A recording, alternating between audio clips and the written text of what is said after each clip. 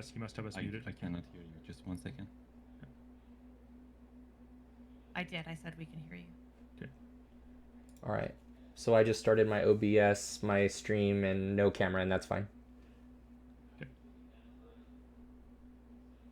I'm just going to get a glass of water. I'll be right back. All right. I'm going to start my Track IR and Microsoft Flight Sim. Can you tell? Oh, shit. Oh, you're sounding really robotic now. Yeah. If you guys watch Aqua Teen, he sounds like the ghost of Christmas Future. Yeah. Arash, can you hear us?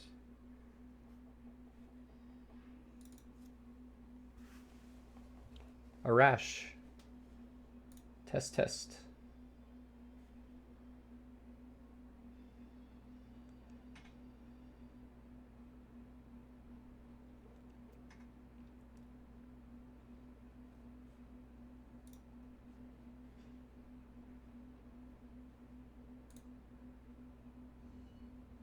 Nothing like audio issues 2 minutes before we're supposed to go live. Oh my god, I know. We gotta hop into it like, we've had this dialed in.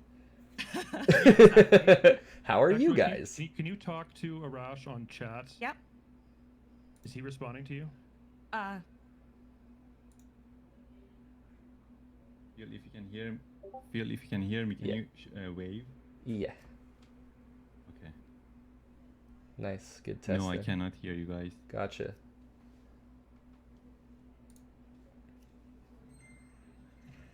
Definitely my side. Yeah.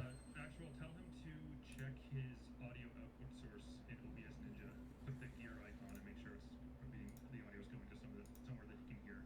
Right. Yeah, just the cog with the audio output. Yeah. And CD, I did all like a test. I also need to get the webcams in. Yeah. So you just. Audio output goes to my system default. I have these. Can I just... Is it this or is it something else? Okay. I understand. I can delete those myself after. They can just stay there.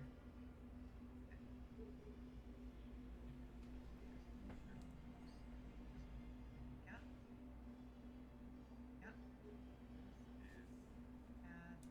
Okay, fixed it. That was the Windows thing. Can you talk, everyone? Test. Yeah, I can hear you. Actual, can you please talk? Yes, hi. Can you hear me? Yes. Excellent.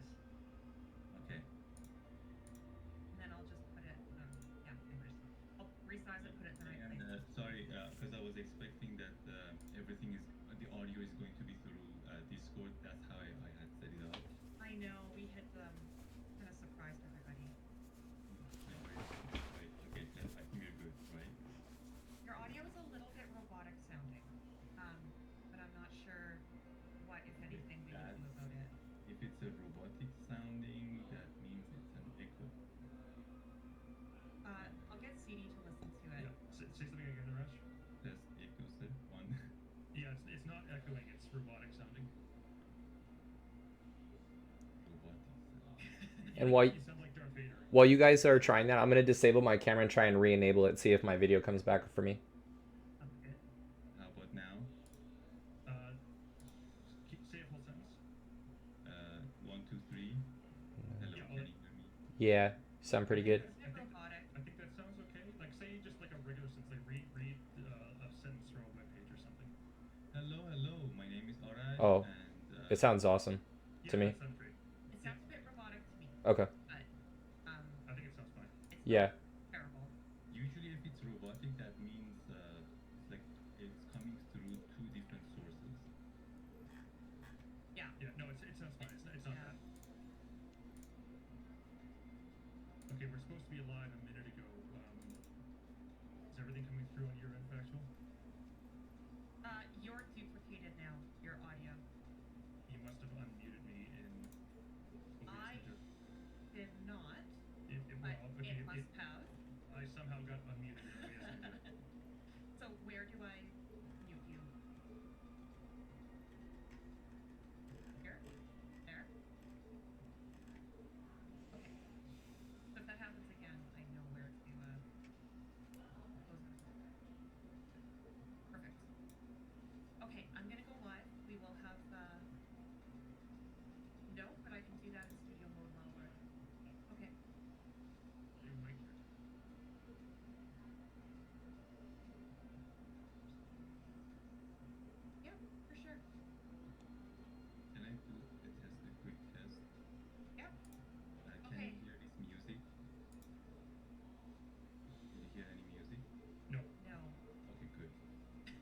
Because I'm jamming. Yeah. Okay, we need to do a mic check on each different scene. Factual, tell us when you're ready. Okay. All right, mic check. Am I coming You're through? coming through. Loud and clear. Phil? Loud and clear. Mic check. I don't think so. Test, Mic test. Test, test. I don't think so. Dee, come here. Test, test. Test, test. Why did that change? Test, test. Test, test. This should work. Test, test. Test, test. Okay. Phil, say something. Test, test. That's great. And Arash? Test, test, 1, 2, 3. Perfect. And me Perfect. again, test, test. You Test, are test. still there. Okay. Next scene. Test, test. Test, test. Philip. Arash? Test, test, test, test. CD? Test, test. 1, 2. Okay. One more. Two more scenes. Phil, go. Phil. Test, test. Arash? This is Arash. And CD. Test, test. And last scene. CD, go ahead. Test again. 1, 2, 3. And Phil. Philip. Test. And Arash. My name is Arash. Awesome. Looks good. I am gonna go live, Let's do it. and I am going to put the webcams in while we're live, while we're going. All right. Okay. Radio silence.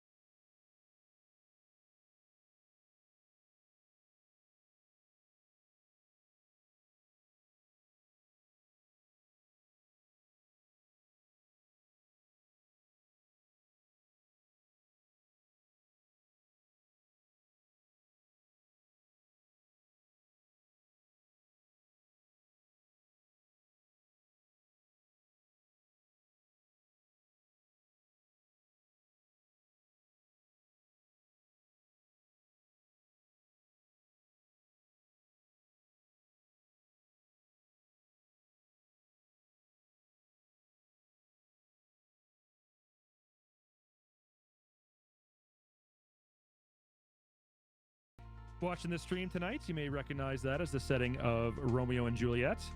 And our final full stop landing is going to be at Lima India Lima Hotel, which is, I'm not even sure what city this is. Voghera, looks like? Lima India Lima Hotel is Rivenzano. Rivenzano. Which I know very little about. It just happens to be where we're ending today. All right. We are going to need a bit of a faster plane tonight. I'm personally taking the Beechcraft Bonanza. So something, you know, maybe a twin if you're so inclined. DA62, that might be a good choice. But yeah, something a little bit faster than we normally fly on the stream. I'm taking off from runway 28, but we're departing south, so it doesn't really matter. You know, the runway goes east-west. You can take off either end and then just turn south to get on the flight plan once we get airborne. UNC Fever, welcome in. Hey, UNC Fever, and UNC Fever's dad. Good evening. And speaking of CFIs and CFIIs, we got Wasteland Radio is in. Oh. Welcome, Waste. Hi, Glad to be with Waste. us. Yeah. All right, spawning in, and we'll get ready to take off momentarily. This is going to be a nice one tonight.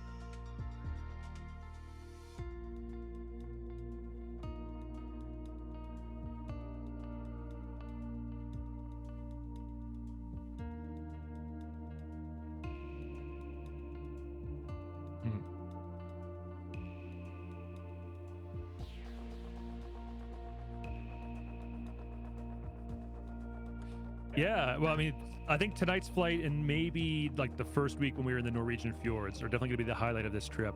But we've been very lucky. We've had some great guests on and some other great guests coming up. We've had Allison Johnson, Mustafa. Factual, remind me, who did we have last week? I'm having a brain cramp right now. We had Captain Seppi and Maple Aviation. That's right, Captain Seppi and Maple A. We got Joey Bolo is coming up. We have Angry One Horn is joining us. Arctic Turn. Arctic Turn is going to be joining us. So really good group of streamers who are, you know, taking part in this cross Europe tour with us. And of course, all of you in the community are welcome to join the flight as well. Steve 9000, we are on West USA server, Nuremberg Airport, which is Echo Delta Delta November. Factual is going to put that in chat as well for you.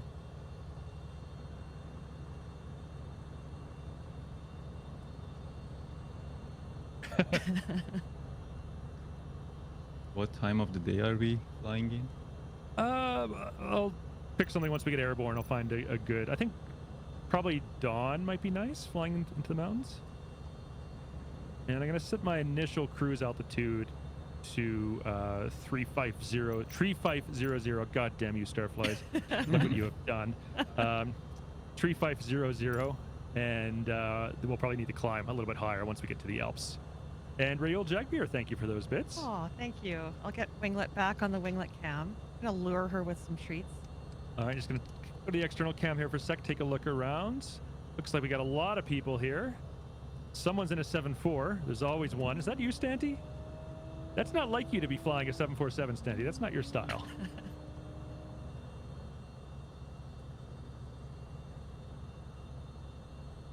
Yeah, really looking forward to this one.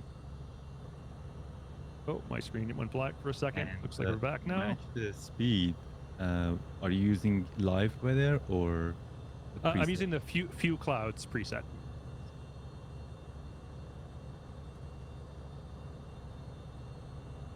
All right. Arash, Clipwing, you guys ready to get airborne? All right, Awesome. let's get underway.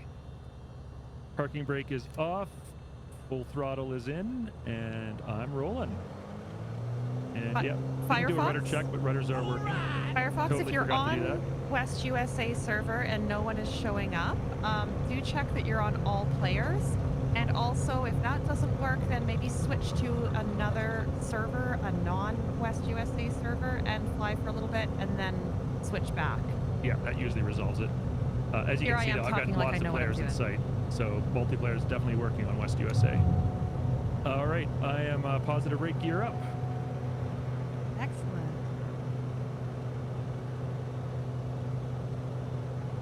So speaking of collaborations, Arash, I know that you have a pretty big collaboration going on as well. I know you do a lot of Twitch streaming on your own, but you're also collaborating as well. Can you tell us about that? Yes, as we've been called hipsters. I- yeah, I'm very. I've been known to the community as being old school kind of. Although I'm not old school, but I really love flying. Old school using old school navigation methods because they keep me very busy and I love it rather than just flying the GPS and the Magenta line. Although I use GPS in real life, it's just the simulation world and it's just cool and I love math. You might call me a nerd, but it's okay. We're all nerds here. I'm definitely a nerd, so I don't see that as an insult. So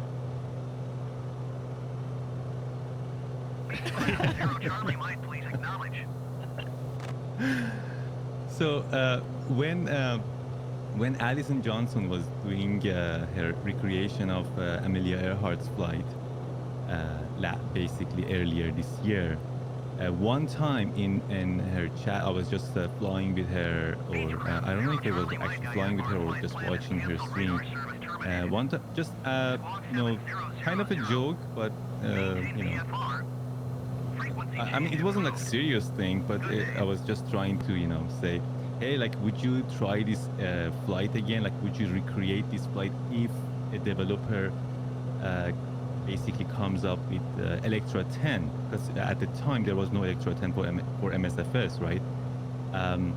So she was doing the Mooney for that flight, and she said absolutely in a heartbeat. And then I said, okay, well that's cool, and can I be your navigator if you do it again? And she said yes, that would be awesome. So that's how it started, like basically when I can't remember which developer actually made that add-on. I can't remember the name right now, but yeah, when it was out, we were so excited about it. She keeps telling everyone about the collaboration. And one thing that is very particular about this collaboration that is coming up, it's going to be even more old school than what I'm normally used to, which is going to be navigation using, basically celestial navigation, I should say. Yeah. So, because there was no VOR at the time when Amelia Earhart did that flight, right? And of course, it can't be just VFR either, because there is a massive portion of it just over open water, like open ocean. So it's absolutely crucial to do celestial navigation. So that's the big thing that is coming up. All right. That's awesome. Sakari's chick, hello to you. Welcome in. Hello. Factual, just a reminder, I'm not sure, do you have music playing right now? I do not. You don't. If you can maybe put some music on? Yeah. Also, can you check the routing table on your mixer and make sure that the chat is not going to your line out, just so I don't get double chat. Oh. Are you getting double chat? Did you just disable it? No. Okay, I was getting double chat when I unmuted that source. Do you need me to do anything now? Captain Arash, can you say something again? Audio check. This is Arash. Yeah. Okay, I don't know what's causing it, but I'm getting just from Captain Arash when I unmute my line in, which is your line out. Yeah. I get double audio. And The trouble is I don't want to mute something and then it mutes on the stream. Okay, I'll come help you in a Okay. second.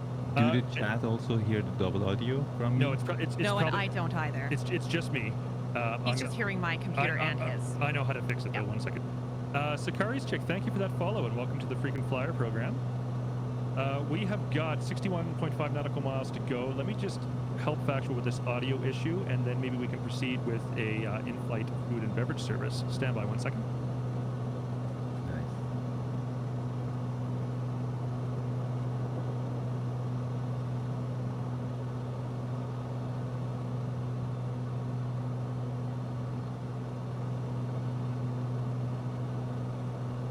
Absolutely.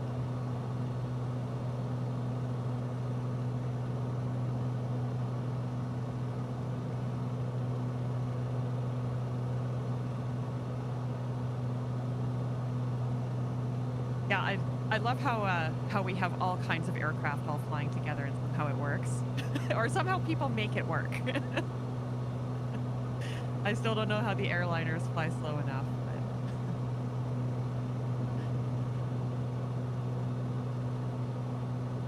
But... So we're starting here in Germany, in Nuremberg, and Clipwing Pilot or Captain Arash, have either of you traveled in Germany at all? Yes, actually, out of all the European countries, I've been in Germany the most. I've been in a few other countries in Europe, but Germany has been the one that I have traveled a lot, either as a kid or as an adult. And it's one of my favorite countries, absolutely. And I have a lot of memories from it. I have some family members over there, and yeah, it's always one of the exciting places, even in flight sim, to fly to for me. That's awesome. Yeah, that is really awesome. I have just barely been to Germany, but never really to the heart of it. A few years ago, I was lucky enough to get save up the money that I needed to like go backpacking through Switzerland on my own, totally solo, and staying at hostels and stuff like that. I did a sort of like an east to west sort of trip over, I think, like 17 days or 15 days, and on the eastern side, on the Zurich side, I was able to go into Germany for a little bit, and that eastern side of Switzerland it's Swiss German. It's all German culture type, or this hybrid type of German culture. So I felt like I was there, I felt like I was pretty solid in Germany, even in Zurich. But then going actually into there were some waterfall. There was like a major waterfall that I remember visiting. We took a bus that was just into like the southern part of Germany. These really, I forget what the waterfalls were called, but it was just the most beautiful ride. Like I remember just taking the bus through just what we see here, like these beautiful greens. It was definitely more mountainous and like kind of hills and mountains and stuff, but definitely the green and the forests and everything, and it was just the most beautiful scenery ever. And I definitely, that was a country that I knew then. I'm like, I gotta come back. Nice. Yeah, I'm just marveling as we fly over here, as we depart, coming south out of Nuremberg. Oh yeah. Just how absolutely gorgeous this countryside is. So green and pastoral, hills Oh, yeah. and forests, and farmers' fields and little villages below us, like this one here. Just such pretty countryside. Yeah.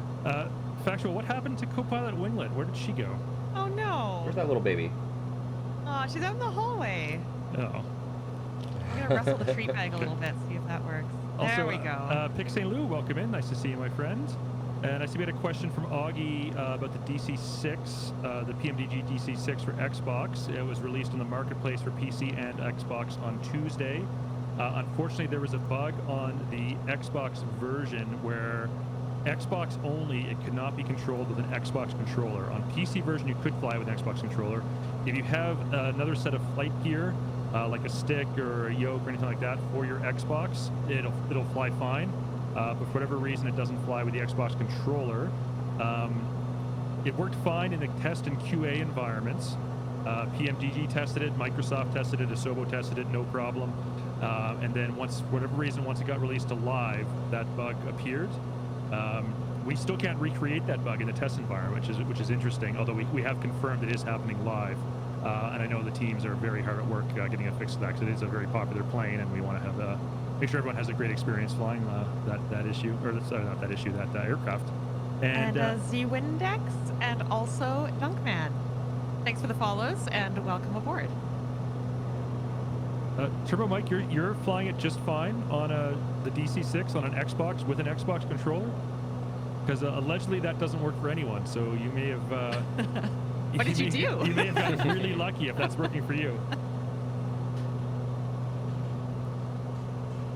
So I'm a little bit behind, I think, in the know. If you guys have talked about it, or if there have been any updates since we last talked. But I was wondering how your, prepping for your flight training has been coming along, since you took your demo already, correct, Factual? No, that's coming up a week from tomorrow. Oh, okay, cool. Let's So put a pin on that just for 1 second. Okay. Because I want Factual. We are 43 nautical miles from our next destination. This would be a great time for food and beverage service. Okay. Ooh, okay. And then wonderful. we can talk about your discovery flights, which is scheduled for next week, as soon as you get back. Sounds good. All right. Again, I'm flying right into the sunrise. This is beautiful time of day. Few cloud weather preset, and let's just see what the time is, because this looks great to me. 10:46 a.m. is what my instant time is, and look at this weather. Just perfect flying weather. And good morning, Slim Man. Thanks for joining us. UNC Fear says, I want to show up alongside the runway with a sign cheering you on for that flight. Well, we're gonna record video of it. We will. And We'll share it. Yeah, we'll definitely do a stream where Factual talks all about her experience doing the discovery flight. Cool. All right, Factual, if you want to go proceed with the beverage yes. service. Yeah. We've got, let's see here, 13 minutes until we arrive at our first touch and go. Echo Delta Delta Mike, which is Munich. And Coffee House is here. Hey, Coffee House, nice to see you. Saw you were streaming again. Very good news. Glad to have you back.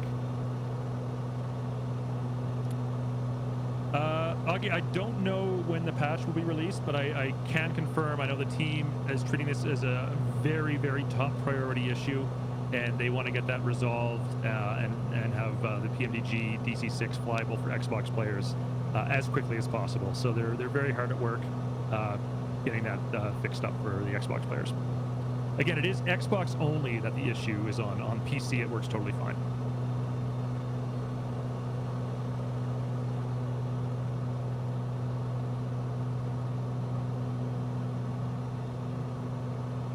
Because like I said, let's make that the most watched stream on Twitch. The one where Factual talks about her flying experience. Yeah, I gotta see that. Yeah. Yeah, it's gonna be fun. We bought a GoPro a couple weeks ago with a suction cup mount. Oh yeah. So we're gonna put that rear facing, mounted. Basically, if you're looking at the cockpits, Factual's gonna be in the left seat. So we're gonna put the GoPro right here in front of her, or maybe just off to the side so it doesn't obscure her vision. And then I'll be in the back seat. It's gonna be a 172. Obviously, this Bonanza has 3 rows. But I will. Oh wow, it's like rear facing these 2 seats. I didn't know that. I never looked back here before. But anyways, I'll be in the back seat. There's only 1 row in the 172. I'll be in the back looking forward, and I will also have a video camera shooting footage of Factual flying the plane. Love it. So we'll get it from 2 angles. We'll edit together. We're not going to show you the full hour or hour and a half that she's in the aircraft. We'll edit it down to a manageable length and show you just the highlights. So pumped. It's such like a cool thing. Like, I know for me, like from a flight instruction standpoint, that's like one of my favorite flights in the whole training, because I think the student learns a lot about themselves through that first flight. The instructor certainly learns a lot about that student in the first flight, and ideally it's like a nice strong start to things. It's a total confidence builder, but it's like also confronting fears. Maybe there's like a nervousness. There's a lot going on, so I'm really excited. Look at this. I just got buzzed by 2 F-18s and a Tomcat. Go Navy, apparently. We got DNH, Cyclops, and Shrap Nelson. The old and the new there for the Navy, the F-14 Tomcat and the F-A-18 Super Hornets.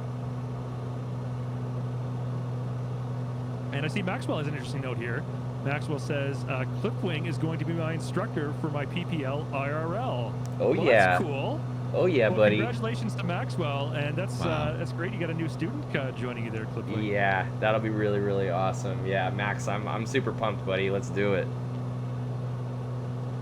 Yeah, That's certainly awesome. for anyone in the Los Angeles area, if you're thinking about taking flying lessons, Clipwing is the guy to go to. Thank you. That's awesome. I'm sure if we lived in LA, we would have booked you for Factual's Discovery flight. Oh, already. that would have been for sure. epic. Yeah. Unfortunately, we're way too far away. Yeah. Oh my I'm gosh. kind of in the wrong country a little Yeah. bit. Yeah. Yeah. No, that would be awesome. All right, Factual, Ollie you've returned, Avionics, hello. you have returned with the food and drink. I still don't hear any music coming in, though. Well, that's because it fell off my radar. So just 1 second, I'll bring All up right, some music. if you can get the music going, and then let's talk about this food and beverage service you have prepared for us. Okay. Honey Kitchen, hello to you. Welcome in. Nice to have you here. Oh, look at that. Cyclops buzzed past me again in a Hornet. Kitty Pie says Clipwing is the best CFII all around. You guys are awesome. I really, really appreciate it. Yeah. This is what I love about the flight sim community is just how positive Yeah. and supporting everyone is. Exactly. A lot of support for each other, lifting each other up. It's great. Yep. Yeah, and that's. Hi, Mom. Oh, go ahead, Arash. I just said hi, Mom. Oh, is your mom here? What? Yeah. Hi, Rash's mom. That's awesome. Okay, so I have brought some food and beverage. All right. What do you have, Factual? I'm gonna hold the drink up to the camera. This looks delicious. Smells nice. Yes. It's hot, by the way. It is hot. So, because we are going through the Alps, I have prepared today Jaeger tea, which is a little bit like a mulled wine, a little bit like a Glühwein, a little bit like a Glück kind of a drink. Yeah. But having made it today, it's kind of like the Long Island iced tea of these kinds of drinks. It has everything in it. Just throw every single ingredient in. Yeah, it has black tea, spiced rum, red wine, brandy or schnapps, orange juice, cloves, cinnamon, lemon, and sugar. So there's a lot Oh my going on God. here. But apparently it's sort of a popular like après-ski warm-up alpine drink. So what do you think, Sadie? Well, let me, in that context, so I'm just gonna put myself in the mindset. I've just gone skiing. I'm sort of tired at the end of the day. I'm in the ski lodge. I've taken my boots off, kicked my shoes up. I'm sitting at the table. I've ordered one of these from the ski lodge. And I've just been served in that mindset. Let's see what it's like. That sounds amazing. This is definitely a drink that would go very well in that situation. Nice. It's Approved. It's warm. Yeah.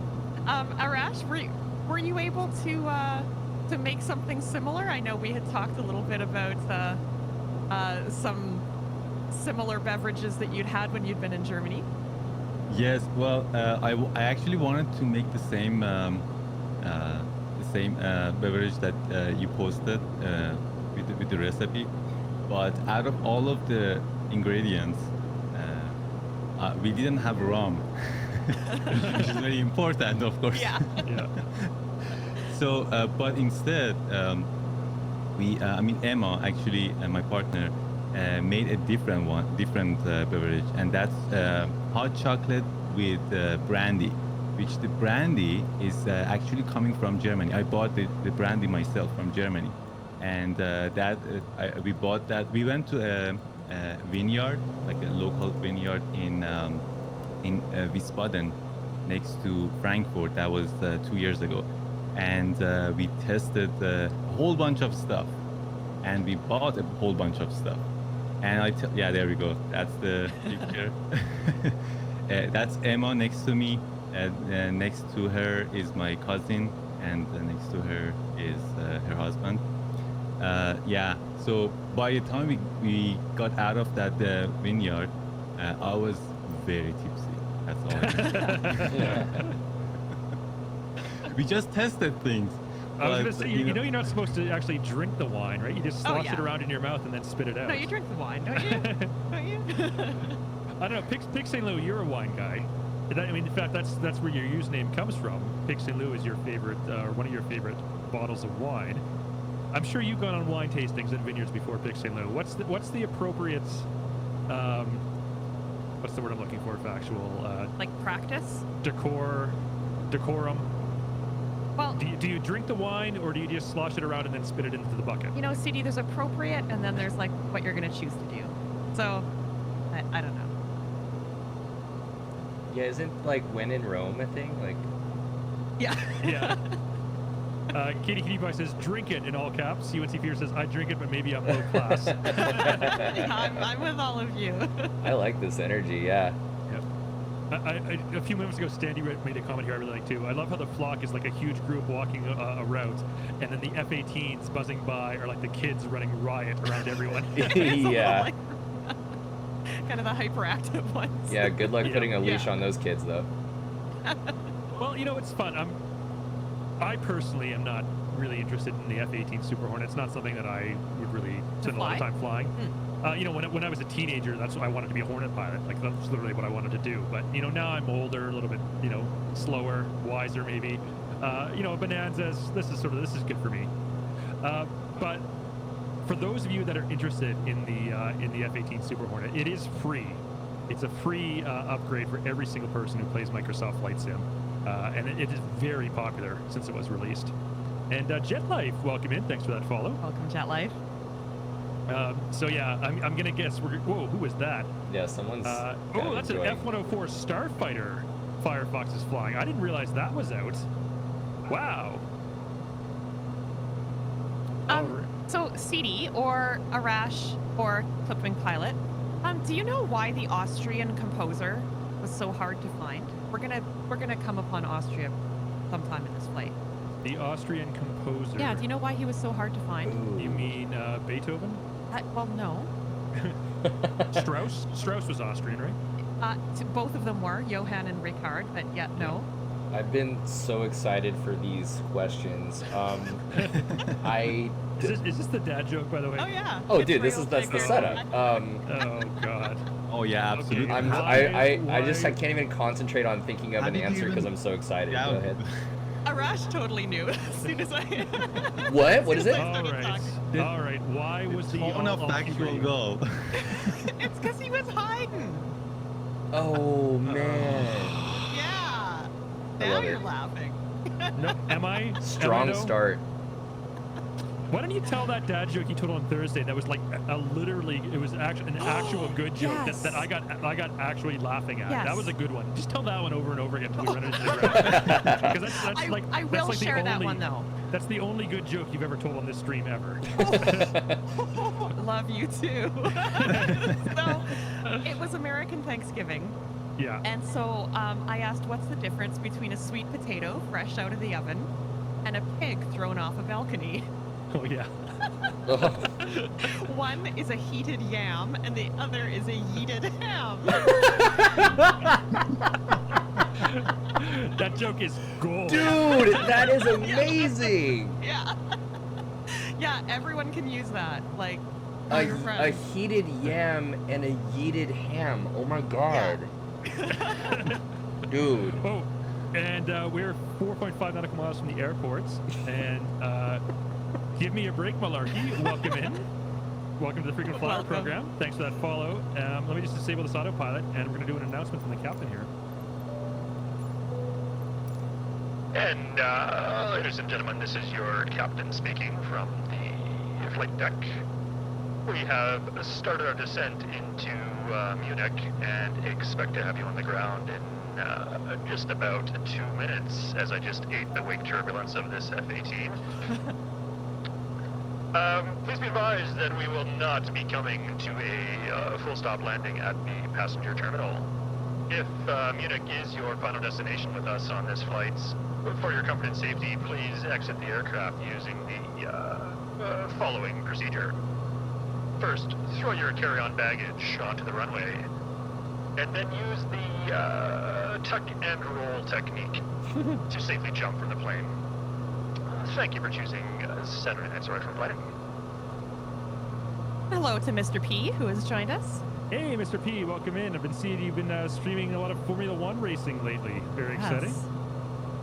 Hope you're doing as well as Lewis Hamilton or Max Verstappen, and I not. think he's better. Hope you're not doing as poorly as the Haas drivers. Happy Sunday, mate. All right, we How's are that? crossing center line at Munich Airport, or München, as the Germans would say. I'm sure I pronounced that horribly. München? Munchkin. Munchkin. John just says, is weight turbulence in the sim now? In world play, like what we're doing now, no. In the Reno racing mode, yes. Whoa. And if you do Reno races and you eat someone's weight turbulence, you will really feel it, especially in the jet class races. You will definitely feel the weight turbulence. And it's a lot of fun. Arash and Clipwing Pilot, have you been taking part in some of the Reno races? Arash, I know definitely you has. have. I've seen him on the leaderboard. He Yeah. definitely is. No, Way up on the that's leaderboard. something I'm right about to get into though. In fact, I was just checking it out last night as I was finishing up my stream, and I was like, oh my gosh, this I have to do. So I'm really excited Yeah. about that. I had Yeah, some it- beginner's luck, I would say. It's But it's a then- lot of fun. It is absolutely fun, and it's super exciting. Like Yeah. I literally I can feel my heart like pumping so like so hard. It's just it's insane. Yeah, I've been playing a lot of Forza Horizon 5 lately, as I misjudged this turn out to final and I'm coming in too low. Bad pilot is bad. I'm playing a lot of Forza Horizon 5 lately. That is a great game to play when you finish the workday, you just want to chill, relax, blow off some steam, not be too stressed about anything. So if you like racing games and that's the mood you're in, play Forza Horizon 5. Do not play Reno Racing if you want a nice, chill, relaxing race. It is intense and stressful, and your heart will get pumping. And it's good. It's really good, but it's not for chilling out and relaxing. That's for sure. Also, I noticed. I mean, sorry. I mean, not related to the Reno racing, but I noticed a message from my dad in the chat saying, I believe German Pilsner beer is better. I don't know what that. What was there a talk about beer sometime somewhere in the chat? We were talking about wines. Definitely there's like North American Pilsner beer, and then there's like German and Czech Pilsner beer. Yeah. So people might have some pretty strong opinions about which one's better. Sorry, I just sidetracked. Yeah, I'm not much of a Pilsner fan myself. Whoa! Whoa!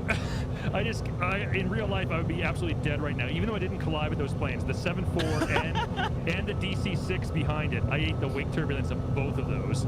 I am 100% dead in real life if that happened to me. That would have been a good scene in an action movie, though. Yeah. That looked cool. It was terrifying. That looked cool. Arash, I guess a factual and a CD, like, what of the classes, what are some? Do you guys have a favorite? I'm really stoked about trying the L39s and just getting the jets going, but I don't know. You have some pretty sweet propeller planes in there, the Mustang and Yeah. Yeah. Here's my assessment. And Arash, feel free to jump in at any time if you have something to add. So the biplanes are the slowest, and they're also the hardest to fly. I gotcha. I agree. So people will generally say, "Oh, start with the slowest one, then work your way up to the fastest." I would say do biplanes last. They are definitely the hardest. I would say the best starter class is the T6. They race around 200 miles an hour, 180 knots, give or take. They run on the intermediate track. So there's 3 tracks of different lengths, and this is true of the real Reno Air races as well. And so the T6 races on the middle distance track. So it's not the short biplane track, it's not the long unlimited and jet track. Somewhere in between, and the planes are faster than biplanes, slower than the unlimited and jets, and they're stable. They have great visibility. I would say they're probably the best class to learn Reno Air racing on. The unlimiteds and jets, I find they fly relatively similar. The jets are maybe a little bit faster. By about 20 knots or so, maybe 30 knots. And they both race on the same course, the 9-mile track, which also has more vertical elevation changes Whoa. than the other two tracks do. So you do need to climb and then descend in the unlimited and jet races, Oh wow. which adds an interesting element to it. Yeah. Yeah. Oh So wow. I'd say definitely start with T6, and then from there go like unlimited jet, and then go to biplane, which is exactly what Standy said. Gotcha. Yeah, pretty much. Arash, what would you say? Yeah, I was going to say I pretty much agree with you. Like the biplanes, especially are hardest because of the limited vision that you have because of the wings. When you turn, I find it the hardest. Of course, they are the slowest one, and the jets are super exciting but very hard if you try it first. Because of the G-forces you have to handle them, you don't you basically naturally you make big turns which are against you. So yeah, I would say like biplanes the last, jets the third, and then unlimited second, and the other one first. Yeah, definitely. One comment I've seen, as part of my job as a community manager, is just monitoring what people are saying about the Reno Air races online, both on the Microsoft forums, plus on our social channels, Twitter, Facebook, YouTube, Instagram, etc. Actually, what happened to the music? It was nice, and it just abruptly stopped. Oh, it's just pausing. Oh. It's- Why did it pause? Because that was the end of that track. Oh. It was just a very odd, abrupt end, and Yeah. there's another track that's starting very quietly. That was weird. That music just ended This is so the, abruptly. the film suspense genre, Okay. so there might be a few. Yeah. Yeah. Anyway, so monitoring what people are saying about Reno online, a lot of people that aren't familiar with the real Reno Air races, they've been saying, oh, well, this is so boring. It's just left turns all the time. How exciting could this possibly be? And then in response to that, the people who have actually played it and tried it, and I will be, first to admit this. Obviously, I'm, biased because I work for the team, but even if I was just a fan, not an employee of Microsoft Flight Sim, I would say the exact same thing. Yeah, try it. It is not simple. The races are super exciting. They're so intense. They're heart pumping. You have to fight for every fraction of a second. Whoa. It's so hard. It's so hard to gain on people ahead of you, or if you're in time trial mode, racing your own ghost, your personal best, your ghost. It's so hard to make up time.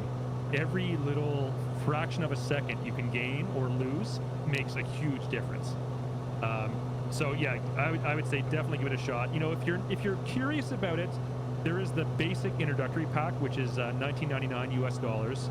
That gets you 4 planes, some of which you may see people are flying tonight: the P-51 Mustang, the T-6 Texan, the Pit Special, and the L-39 Albatross. You get one of each of those, and you can fly anywhere in the world. So just right off the bat, you get 4 planes for $20. That's great value. $5 a plane, you can't beat that. No. And then in addition, you also get the time trial mode and the multiplayer racing mode for $20. So I think if you're just curious about it, that should be a no-brainer purchase. And then the full collection, the $60 pack, $59.99 US. This one, I think you need to decide for yourself if that's good value for you. That includes everything from the $20 pack, but then in addition, 10 unique planes of each class. So a total of 40 new planes.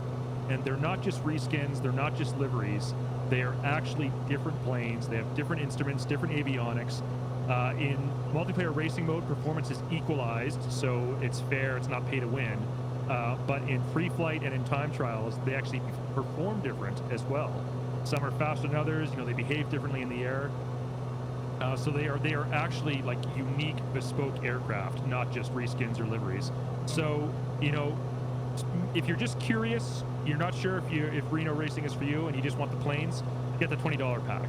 If you really think you're going to fly a lot of these planes and you're going to get good value, from flying 40 different unique bespoke aircraft, then go ahead and get the $60 pack. So it's kind of like up to your personal discretion on what you think is the right choice. But certainly, I think the $20 basic collection should be a no-brainer purchase for every Microsoft Flight Sim player, even if you're not interested in racing, just to have the planes that you can fly in free flight mode. And if you act now and order within the next 10 minutes, we will throw in a sham wow and a slap chop. So the question is, can you upgrade? Is there an upgrade path? Sasquatch and Devious Fusion are both asking. There is an upgrade path, but it's not just the difference. So if you buy the $20 version to start and then decide you really like it and you want the $60 version, you can upgrade. It is a reduced rate, but it's not $40, which would be the difference in price. It's I don't know the exact number, but it's a little bit more than that. What if you don't care too much about money, says Raycat? In that case, get the $60 pack. No reason not to. That's what I did.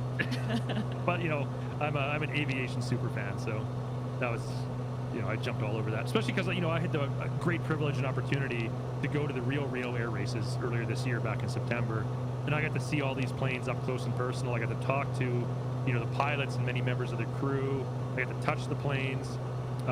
So, you know, I've actually seen each of these individual planes before in person, so I've got a, you know, kind of a personal connection there.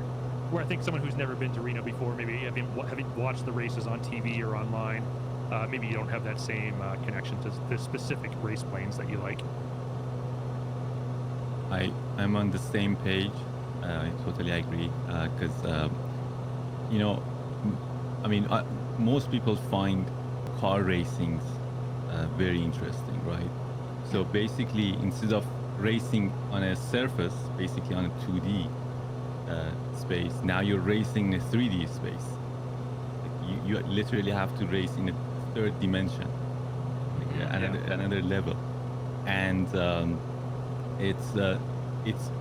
I mean, I don't work for Microsoft, but I definitely agree with you. Like that starter pack, 100% worth it.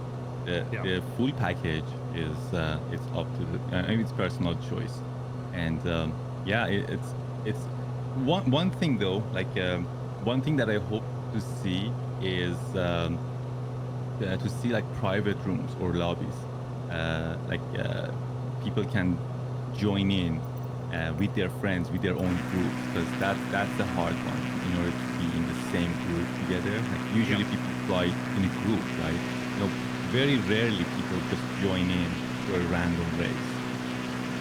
I hope to see that in the future updates.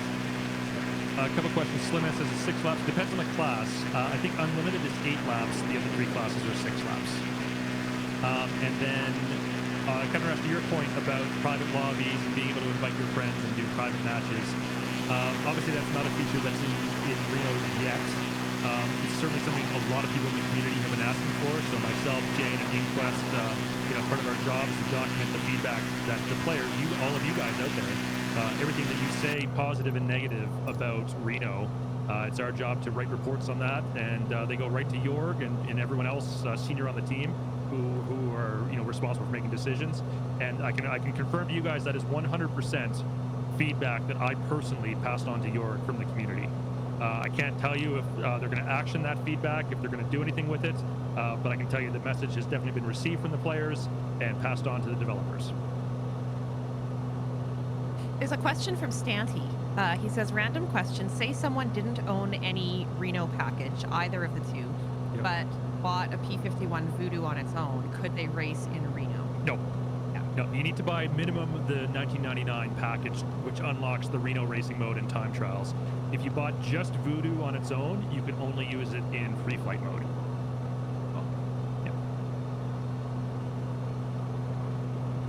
Because like says Reno is a winner, I'm just bad at it. You know, I'm decent at it. I've been streaming. Oh, by the way, guys, every Monday from now on, we started this last week, 5 days ago, and we're doing this basically until we get bored of it, or until the community is no longer interested in us doing this anymore. But every Monday on this channel, we're doing Reno racing, where, you know, Factual is going to be on as our race commentator. I'll be the race pilot. Yep. And anyone who's watching the stream who wants to play with us, you guys are welcome to join the race and compete and fly with us in the Reno air races. So we're doing this awesome. every Monday, 8 p.m. Eastern, 5 p.m. Pacific, 0100 Zulu time. Yeah, we started this past week and it was so much fun. Yeah, high energy. Yeah. All right, we are 6.5 nautical miles from our next touch and go airport, which is Echo Delta Foxtrot, aka Brennenburg Airfield. So if you want to type that in chat, EDFF on West USA server. for anyone who wants to join us. Certainly welcome to fly along. As you can see, we got a lot of people flying along in the flock tonight. Almost Dangerous, Applejack, Shrap Nelson, CTH, Duracell, Dr. No Thumb, J-Bob, Mr. P.A. Cool Hand, Stanty, Joey Bolo, Sudden Chimp, and then there's a whole whack of nameplates all overlapping there. Psycho Mike. I can't see most of the names here because they're all overlapping. My apologies. And then up ahead we have Dwayne Cates, Wordier Orb, DNH, Jeff Cat, Firefox, PS Ford, and I think that's everyone that I can see. Oh, we got an L39 pulling up on my wingtip here. That looks cool. Nice formation flying, wow. J-Bob. Good job. Anyways, for those of you I didn't name, I'll try my best to get you later. I always try to acknowledge people who are flying with us. And it's time to start our descent here and have another announcement from the captain. And ladies and gentlemen, once again, this is your captain speaking from the flight deck. We have started our descent into Brandenburg and expect to be on the ground in just about 2 minutes. Please be advised that we will not be coming to a full stop landing at the passenger terminal. If Brandenburg is your final destination on the flight with us today, for your comfort and safety, please exit the aircraft using the following procedure. First, throw your carry-on baggage onto the runway, and then use the tuck and roll technique to safely jump from the plane. If you are continuing with us past Brandenburg onto further destinations, please remain seated with your seatbelt securely fastened. Thank you for choosing Saturday Night's Reply. All right. Apparently this is a grass strip, people are saying. Did I just fly over it? Is that it? Is that the runway? If that is actually the runway, I'm not sure if I want to touch and go in a bonanza on that. Please Although do not tuck and roll then, people. 500. I think that is it. Yeah, it's a grass strip. I mean, should we do it? Full send? Do it.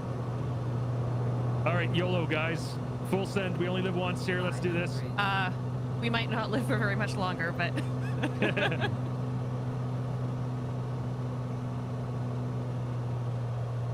This is how pilots get killed in real life, by the way. Don't do this for real. Bunny Rabbit is playing Brandenburg Concerto No. 5. I am continuing on with his suspenseful music because it seems to be a little more apt. Jeff said it's a 1367-foot-long grass strip. Definitely a perfect place to land a bonanza on a touch, Right. touch and go. We'll do it. This music is adding to the tension factual. I love it. Yes. All right, gears down, flaps to landing position. Now we're gonna do both a short field and a soft field landing on a short grass strip like this for touch and go. A little bit out of practice in this, but we'll see how it goes. Oh, I like that emote, Joey. Awesome. Gotta send it emote. Oh, that is great. 500. I actually don't know what the runway is supposed to be. I think it's kind of where P.A. Coolhind is. Like, he's at the far end of it. I think just past these trees, which I'm super low, by the way. This is bad. I think as soon as I clear these trees, I think that's the runway. Brace position, everybody.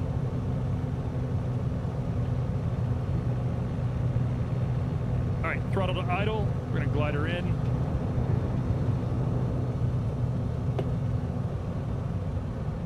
We gotta get up in a hurry as soon as we touch down. Okay, there's the touchdown. Flaps to takeoff, full throttle. I wish I knew VX in a bonanza by memory, but I don't.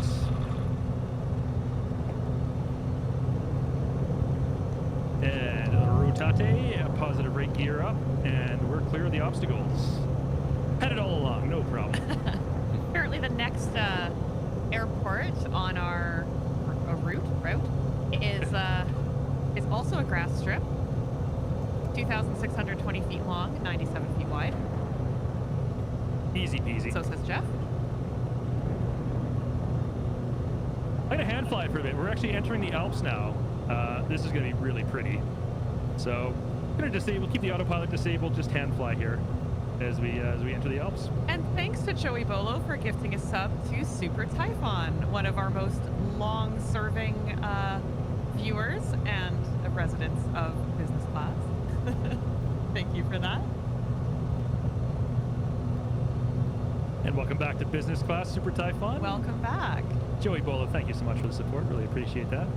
And Check Ride, yes, of course, a very big fan of hand flying, not of autopilot.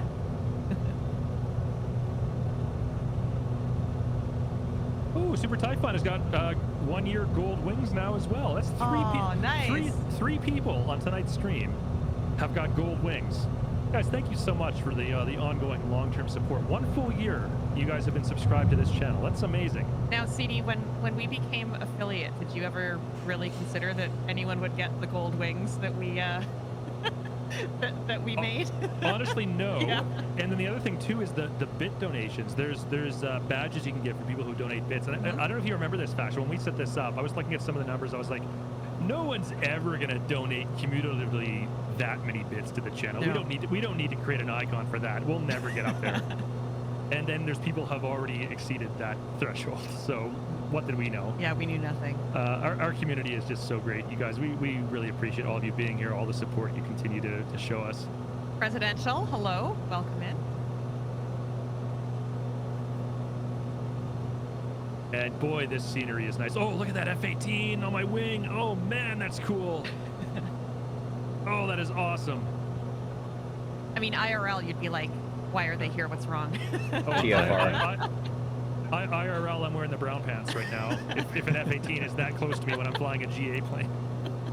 They're like, you're in on the heart of a presidential TFR. How do you not know that? Yeah. Oh, I got an F-18 and a Mustang, Goldfinger. Whoa. This is just like at Rio Reno. They did what they call the heritage flight, where they had the F-35 flew in formation with a P-51 Mustang. So kind of like the old and the new from the U.S. Air Force. It was really cool to see. Yeah, we've got a code brown in our. Oh, look at this. Plane. We got a POI coming up. Oh, Pixie Lou, thank you so much. Has just paid for a complimentary business class upgrade for missing time. Pixie Lou, thank you so much. Really appreciate that. Thank you, Pixie Lou, and welcome in Missing Time. Oh, Pixie Lou, by the way, while I've got you here, I don't know what your holiday travel plans are. Are you? Can we just have a personal conversation? We are totally going to have a personal conversation right now. Pixie Lou, are you planning to be in the Seattle area kind of like the week up to the 24th? So like the 17th to the 24th? Anyways, look at this POI we're coming up here. And look at this town we're flying over. Man, this is scenic. Beautiful. Look at that. Oh, look at that wow. castle. I believe that's a new one after one of the last updates, right? Because this wasn't here last Yeah, time. probably from the Germany, Austria, and Switzerland update.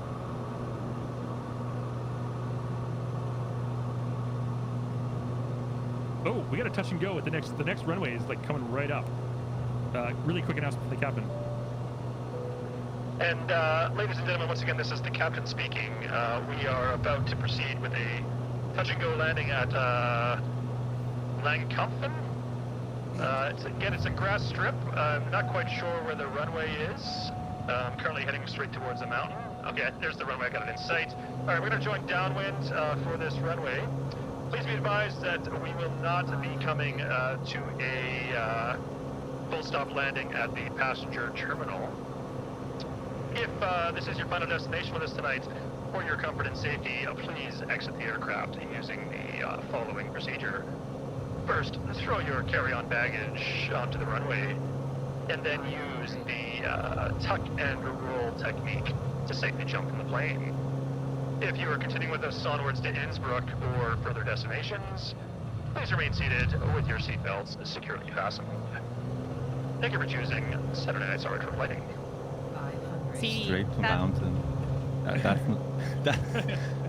not something I want to hear from my captain. No.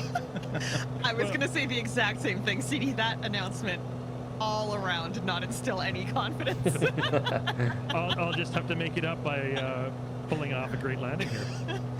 We're Anyway, coming up to, where are we? Pixie Lou says, I'll be here, knows the grandson. Okay, so Pixie Lou, Faction and I, we're going to be we're not traveling anywhere for the holidays. We're staying in Calgary, over the Christmas break. But we thought we wanted to get out of town for just a little bit. So we're thinking the week before Christmas, like the 17th to the 24th, we might fly to Seattle. And, we got several friends there now, including you. And just meet up with some friends in the Seattle area. So if you're going to be in town, let's hook up. Oh, did I just CTD? No, just had a stutter there. We're fine. Yeah, if you're going to be in the Seattle area, we will 100% look to make that happen, basically a month from now. Oh boy, this landing's going to be tough. This music is perfect for this, by the way. It is. I'm loving the music. Oh, watch out for that tree. Oh boy, I just cleared that. That was bad. Yeah, check ride. Sadly, we're not going to get as far as Florida. At least not this year, but Oh, but I nailed that landing, by the way. maybe someday. Flaps to take off, full throttle. That was a beautiful landing. Terrible approach, but that was a beautiful, beautiful touchdown. Camo, hello. All right, positive rate gear up. Thanks for joining us. And again, we're gonna hand fly to Innsbruck through this beautiful alpine mountain valley here.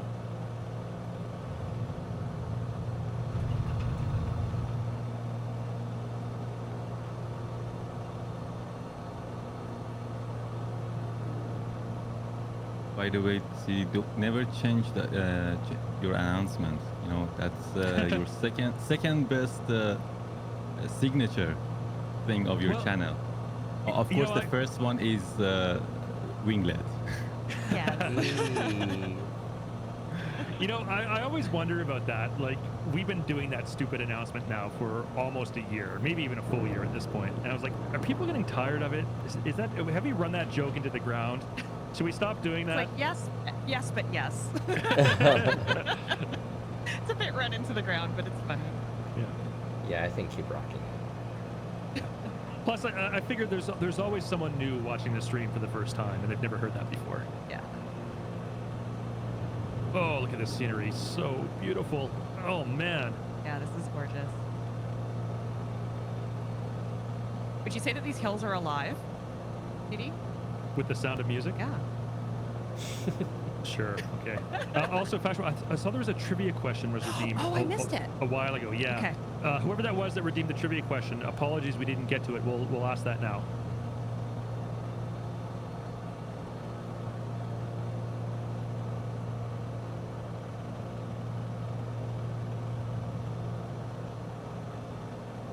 Okay, completed in 2004. What world record did the Taipei 101 hold for 6 years? I know this. I know, Steve. Because we've been to Taipei 101. have. Me and Factual. We've been to the top, to the observation deck of Taipei 101. We've seen the damper babies. Yeah. Yes, Stanty is correct. Brandon is Brandon. correct. It is Call- the world's tallest building. It's actually, Brandon is slightly more technically correct because it is a building, not just a tower. Yeah. Yeah. All towers are buildings, but not all buildings are towers. Yeah. Yeah. Largest dampers. I don't know about that actually. Like, there are other dampers, tuned mass dampers in the world. I'm not sure if that one is the largest. But yeah, since I been do kind overtaken. of love tuned mass dampers, though, I gotta Yeah. say. Look at Almost Dangerous in the F-18 at like treetop height over this river. I'm not in an F-18, but that looks fun. I'm going to join him down there. Nice. Taipei 101 no longer the tallest building in the world. I think it's like 6th or 5th or something like that now. Of course, Burj Khalifa in Dubai currently holds the record. We were just talking about this the other day. I'm not sure if I want to go to Dubai or not. On the one hand, I think it's really cool. There's probably great food there, fantastic architecture, some really unique buildings. On the other hand, it just seems so fake and phony and artificial. And when I travel, I like enjoying like genuine experiences wherever we happen to be in the world. Do you really? I do, yeah. We've been on cruise ships, CD. Yeah, but we always eat the authentic cuisine wherever we go, though. Yeah. No, I know what you mean. Like we don't travel somewhere and then eat at McDonald's. Like we travel somewhere and eat at the local restaurant. So I've eaten at McDonald's in Prague and in Cairo, And those were actually really fun experiences. So getting like the McFalafel combo in Cairo or like the garden salad in Prague is actually kind of fun because they have like different menu items and different ingredients. Are you not with me on this? No, you're not. Well, the other you were also traveling for like what 2 months or something. Yeah, like that. yeah. So You weren't we just- yeah, we you had ate a- out and cheaply and in a lot of places. Yeah. Speaking of food, we just crossed Munich, and I've been, as I said earlier, I've been in Germany several times, but mostly like central to northern part. But I've only been in the southern part of Germany once, and only for 12 hours because I had a layover, like a long 12 hours layover. And I was like, okay, what am I gonna do in 12 hours here? I'm gonna go get out of the airport and go and explore the city. And of course, I was hungry during that time. I got hungry during that time, and I wanted to try. I mean, I wanted to eat something, and I had a choice between just going to McDonald's or be adventurous. I went to. I just basically pulled out my phone, looked for like a very high-rated, restaurants, and I found this like a very, I don't know, it was like 4.5 star or something like that restaurant, and it was saying like, authentic Bavarian food. I went there and I sat down, and they brought the menu for me, and I looked at it. It was like all German. I don't know what it is. I don't know any of this. And I asked the waiter. I said, "Listen, I don't understand any of this. Even if you explain it to me." So surprised me. And yeah, that's exactly what I said. It surprised me. I want to experience like a fully authentic Bavarian food and drink. And then he said, okay. And then he went. Came back with a very interesting food which I cannot pronounce the name. I don't know if Actual can pronounce that. I sent you a picture of it, and the name of it. I'll bring it up right away here. Yeah. There it is. So, yeah, that's basically it's pork knuckle. That's what it is. And I had never seen anything like this before. Ooh, that looks It delicious. looks Yeah, that so looks good. really good. Oh, my mouth is watering. Oh my gosh.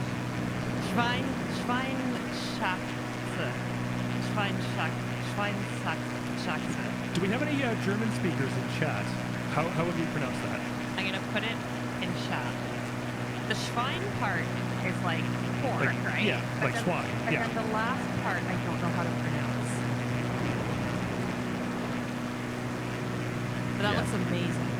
Yeah, So what a I was meal. like, what is this?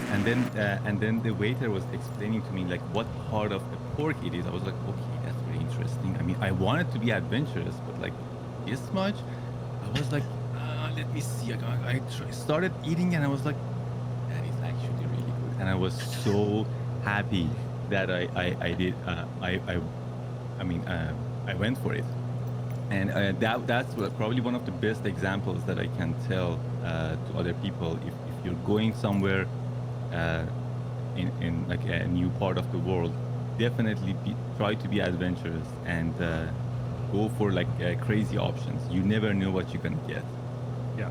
Yeah. I Burnt never. pork That's or- awesome. That's like the I best was- travel advice. That's great Yeah, advice. I was there for 12 hours only, and I made the most out. I tried to get the most out of that 12 hours. Like I got it. I jumped on this city, like a tour bus, and double liquors, and I saw a whole bunch of like amazing architecture. And I mean, of course, like I don't know. I don't know anything about them because the tour guide was like in German. Unfortunately, I couldn't understand it. But yeah, it was pretty amazing. And Just, really get a sense of the place. like yeah, I want to go there like just to have a dedicated trip there. That's Uh, great. Duracell has a comment here that reminds me of a story. Versus I had the same experience in Japan. Well, in Germany, you can at least somehow pronounce it not correct, but close enough. In Japan, the writing is different. So I just said surprise me, and the staff didn't even speak English, but the food was very CD good. and I did the same thing. Yes, I was going to tell that story. The So- omakase story, yeah. So we've told this story in the stream before, so apologies if you heard this, but oh, hello from Canada. We are also from Canada, Spark444. We're coming at you from downtown Calgary, Alberta. I'm originally from... And from Fredericton. Yeah, that's right. Yeah, Captain Arash is from Fredericton. I'm originally from the St. John area in New Brunswick. Fashionable is originally from Saskatoon, Saskatchewan. But I've now been banned from the province having spoken ill of Pilsner, so... And Fashionable and I both live in Calgary now. So anyways, 3 years ago, we were in Japan, and we were in Osaka. And if you're not familiar, Osaka is one of the absolute best food cities in the entire world. There's an expression in Osaka. Piper, I'm not sure if you're still here. I'm sure you're familiar with this, though. And I think I might mispronounce it. But there's an expression in Osaka. It's called Kuyadore. Again, I don't know if my Japanese was correct there. But translated into English, it loosely means eat yourself to ruin. And it means when you're in Osaka, you just gorge on so much food that you just bankrupt yourself because you're just being a glutton on all the delicious food they have in Osaka. And just like you, Captain Arash, we were getting hungry. Faction and I were we were out seeing the sights in Osaka. We pulled up Google Maps. We looked for izakaya restaurants. We found one that was like 4.8 stars on Google Maps. We're like, oh, that sounds pretty good. And it was like 2 kilometers from where we were. So we're like, oh, we can walk there in less than 10 minutes. And we spent half an hour looking for it. And eventually we found it down this dark, dingy back alley. It was a real chore to even discover this restaurant. It didn't have very good signage, but we were determined to find it because it was so highly rated. And it was this little tiny hole-in-the-wall izakaya place where all along the walls were... Oh, Stanty's saying a touch and go is coming up, so don't be surprised. Oh, yeah, 7.4 nautical miles. Okay, go ahead. Yeah, we're coming up into Innsbruck. Yes. So all along the walls of this place were like Japanese punk rock records. And it was awesome. So we go up, and there's just one guy working there. He's probably the owner slash chef slash waiter. Like, he's a one-man shop. And he looks at us. Sees we're Westerners. You know, we're white people. We obviously probably don't speak Japanese. And he doesn't speak a lot of English. And he just says to us, sort of waves his hands. He says, no English menu, no English menu. And so Faction and I, we were kind of disappointed. We were about to turn around and walk away when I had an idea. I said, I don't know a lot of Japanese words, but I do know this one. I know the word omakase. And that basically means what Captain Arash did in Germany. It basically kind of means like surprise me. So you tell a chef in a Japanese restaurant, you say omakase. And that means you as the patron are trusting the chef to prepare you what they think is going to be a great meal. It's basically what Captain Arash said in Munich, is just surprise me. Yeah. Yeah. And they usually give you a deal, like they'll give you a reduced price on what they would normally charge a la carte for those same dishes. And so so we say omakase. I said to the guy here, omakase, okay? He thinks about it for a second, and then he looks at me and says, okay, you come in. And again, we sit down. There's no English menus. He brings out a drink menu with various different drinks, and we just sort of point at beer.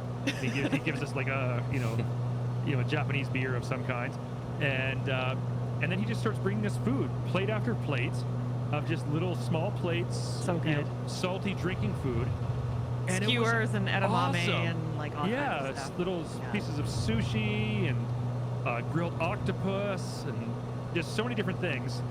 And it was amazing. It was one of the best meals we've ever had in our life. And the ambiance was amazing. We were the only white people there. Otherwise, it was just full of Japanese people. Actually, It wasn't full. It wasn't full, no. There was like maybe 2 or 3 other people there besides us. Yeah, my favorite part. Yeah, I'm focusing on this landing, Okay. so you tell this part. So my favorite part is it was just us and a few other like Japanese speaking people. You know, we could hear people talking, and then the owner. And then we saw another couple who was, their accent sounded sort of Canadian or American, and they came to the door, and the owner was like, no English menu, no English menu. And they kind of looked in and caught our eye and looked really confused. Like, how did these guys get in? Yeah. And of course we could have like spoken fluent Japanese. They didn't know, but I think it kind of like didn't compute for them. Yeah. And so sadly, they left. They got turned away. Pixie was asking how long did they massage the octopus? Yes, like in Jiro Dreams of Zero Sushi. Days of Sushi. Absolutely fantastic documentary that you guys should all watch if you haven't seen it before. But this was not a fine dining place. This was like beer and pub food, Yeah. but very good. Yeah, I would say that was one of the top 10 best food experiences I've had in my entire life. Yeah, I don't think there was a lot of octopus massaging going on. I think it was That's more, such a really cool story that you guys like, and I think it speaks to like an arash, like what you're talking about when you visit a new place, like the power of vulnerability. I think people like Yes. in general will really like back that, you know, and see that, you know, hey, these guys are cool. You know, they're being vulnerable. They're open to, you know, our culture over here, and there's no, you know, you guys are fully. I don't know. There's something to that. Sometimes you gotta, you know, take some risks in your life. Yeah. To have the fun experiences. All right, flaps to take off, full throttle. Sorry, guys, I got so excited telling that story because it was such a great memory for me. Welcome to Innsbruck. Welcome to Innsbruck. I completely forgot to do the announcement from the captain coming into Innsbruck. Innsbruck, two-time host of the Winter Olympic Games. No surprise. I mean, look at this scenery. What a beautiful, fantastic setting to host the Olympics. Of course, in the winter time, there would be snow all around here. Where we've got the weather's at the summer right now. This is definitely one of the top 3 favorite places that I have so far in MSFS. Basically, the places that I have gone through my travel, flying around the World Series. It's beautiful. There's like landing challenges and things here, isn't there, CD? Or discovery flights or something? There might be a discovery flight in Innsbruck. I don't think there's a landing challenge. This Okay. isn't a particularly challenging landing. No, It's just an yeah. absolutely beautiful scenic landing, though. I mean, just It's look beautiful. at you know these alpine mountains as we're flying through here. Like I gotta go here one time. Man, I'm so inspired flying through places like this and just looking at the beauty of our planet. This is just stunningly gorgeous. Oh, Stanty's saying I'd forgotten Captain Arash is doing a world tour too. Captain Arash, I know there's some people who have sort of come and gone since the beginning. Would you mind telling chat again about some of the flights that you're doing on your channel? Yes, absolutely. I mean, that's how I'm mostly known in the flight sim community. Basically, because that's how I started flying around the world in Cessna 172, and I fly in live time, live weather. Because of that, I have actually I had to change my streaming hours because I in order to catch daylight, and I also do it hipster style. Old school navigation, no GPS for me. Look, sorry, can I interrupt 1 second? Look at this. Larry Gopnik is saying, I went to summer school in Innsbruck many years ago. Beautiful place and an incredible airport to fly in and out of IRL. Oh, wow. I mean, it's beautiful in the sim. I imagine it looks even better in real life. Fantastic. Thanks for sharing that, Larry. Go ahead, Arash. Yeah, that's pretty much it. I mean, I'm having a blast like every single flight.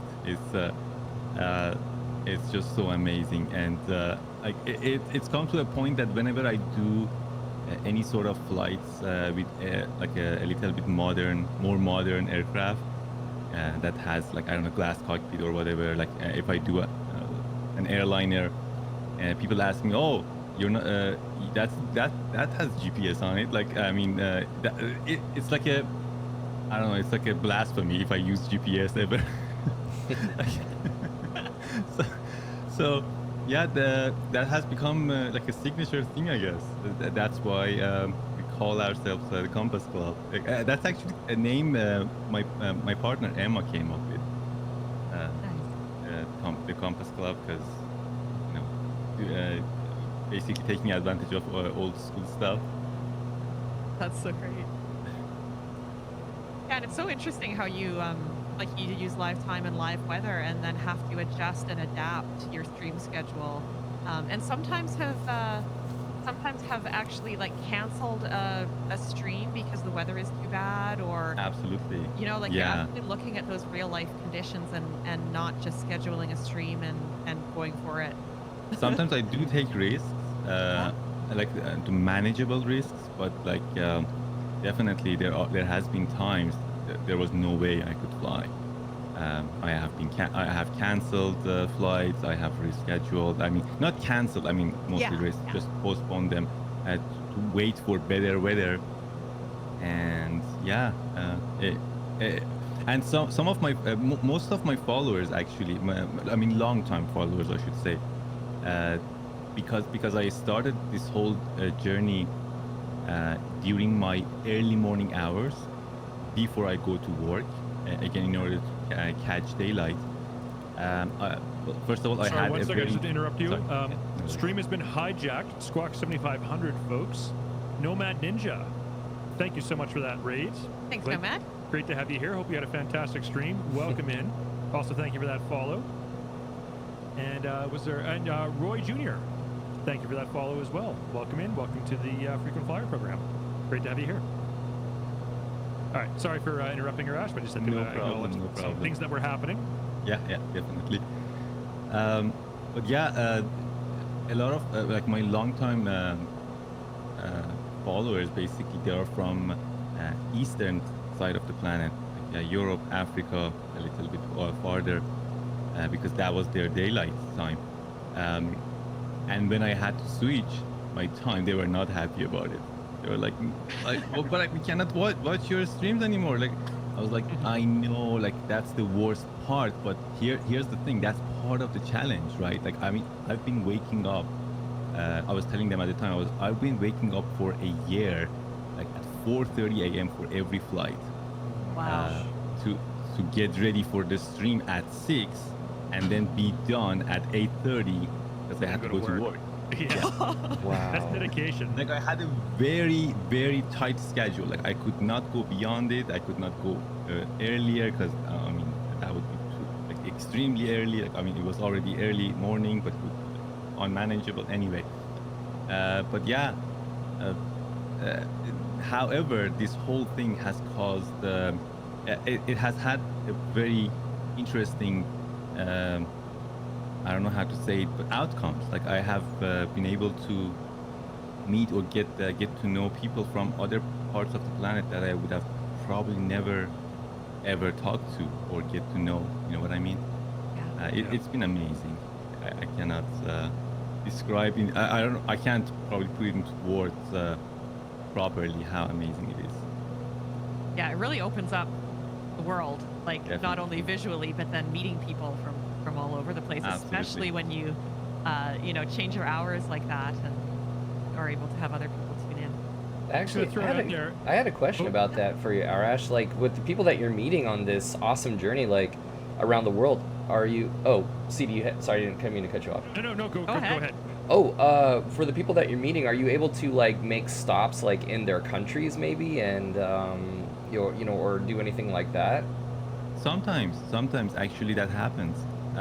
I mean, if it's not too far from my original Yeah. planned routes. In fact, one of my great supporters. I mean, there are so many people that are massive supporters of my channel, but one of them specifically basically joined my stream because he realized that I'm going to travel through South Africa. He's from South Africa, and he became like one of my. Like, he was so fascinated that he actually started watching the whole series, like all the VODs, and like if he misses, like right now he misses my flights, my streams because like it's like 3 a.m. for him. But yeah, Diderik, shout out to Diderik, and I know him. yeah. And yeah, he watches the VODs all the time, and he offered me to do video editing for me because I was too busy doing the edits of my videos to go to my YouTube channel, and he offered to do that for free, which was amazing. Like, I couldn't believe that. It was like, wow, that's like so amazing. But yeah, it's just to answer your question, it's just things like that happen. Yeah. All right, just want to welcome a couple of people in. Ali Avionics and Wildman J. Thank you both for the follow, and welcome to the Frequent Flyer program. So nice of you to join us. Glad to have you here. Hi, Dad. Oh! But Ali Avionics? Yes. Awesome! That's my dad. Oh wow. Well, and a big welcome to Ali Avionics then. Okay, Captain Rashton, question for you. I've told this story before. Factual and I, we love to travel. Obviously, we tell lots of travel stories on the stream internationally.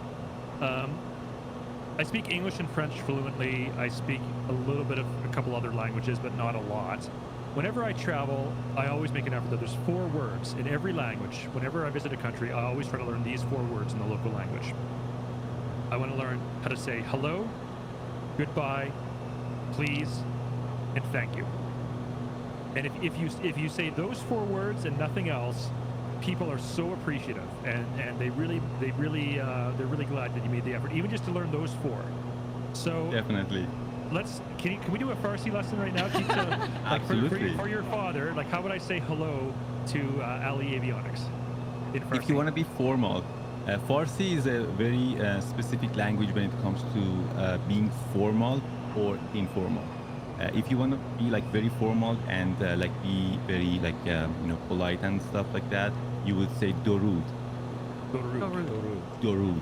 Yes. Yeah. I can even type them in the chat if the pronunciation is a little bit hard. So Dorud means hello. Like it's very polite and very very formal. If you want to just say like in normal day-to-day hello, you would say salam, which is not actually a Farsi word. It's, Arabic.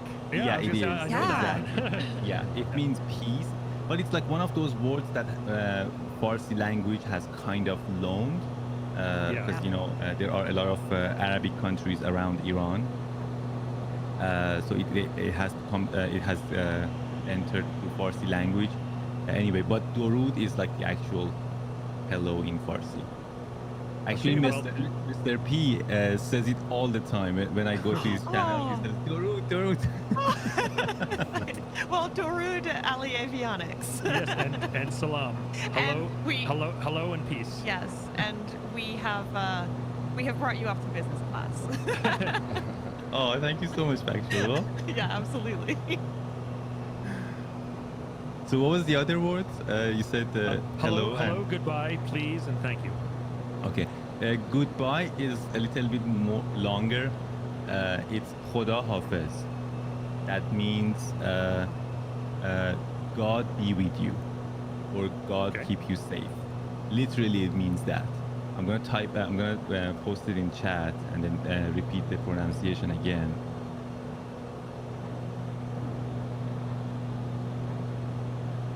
If I can type. Such a beautiful sounding language. There we go.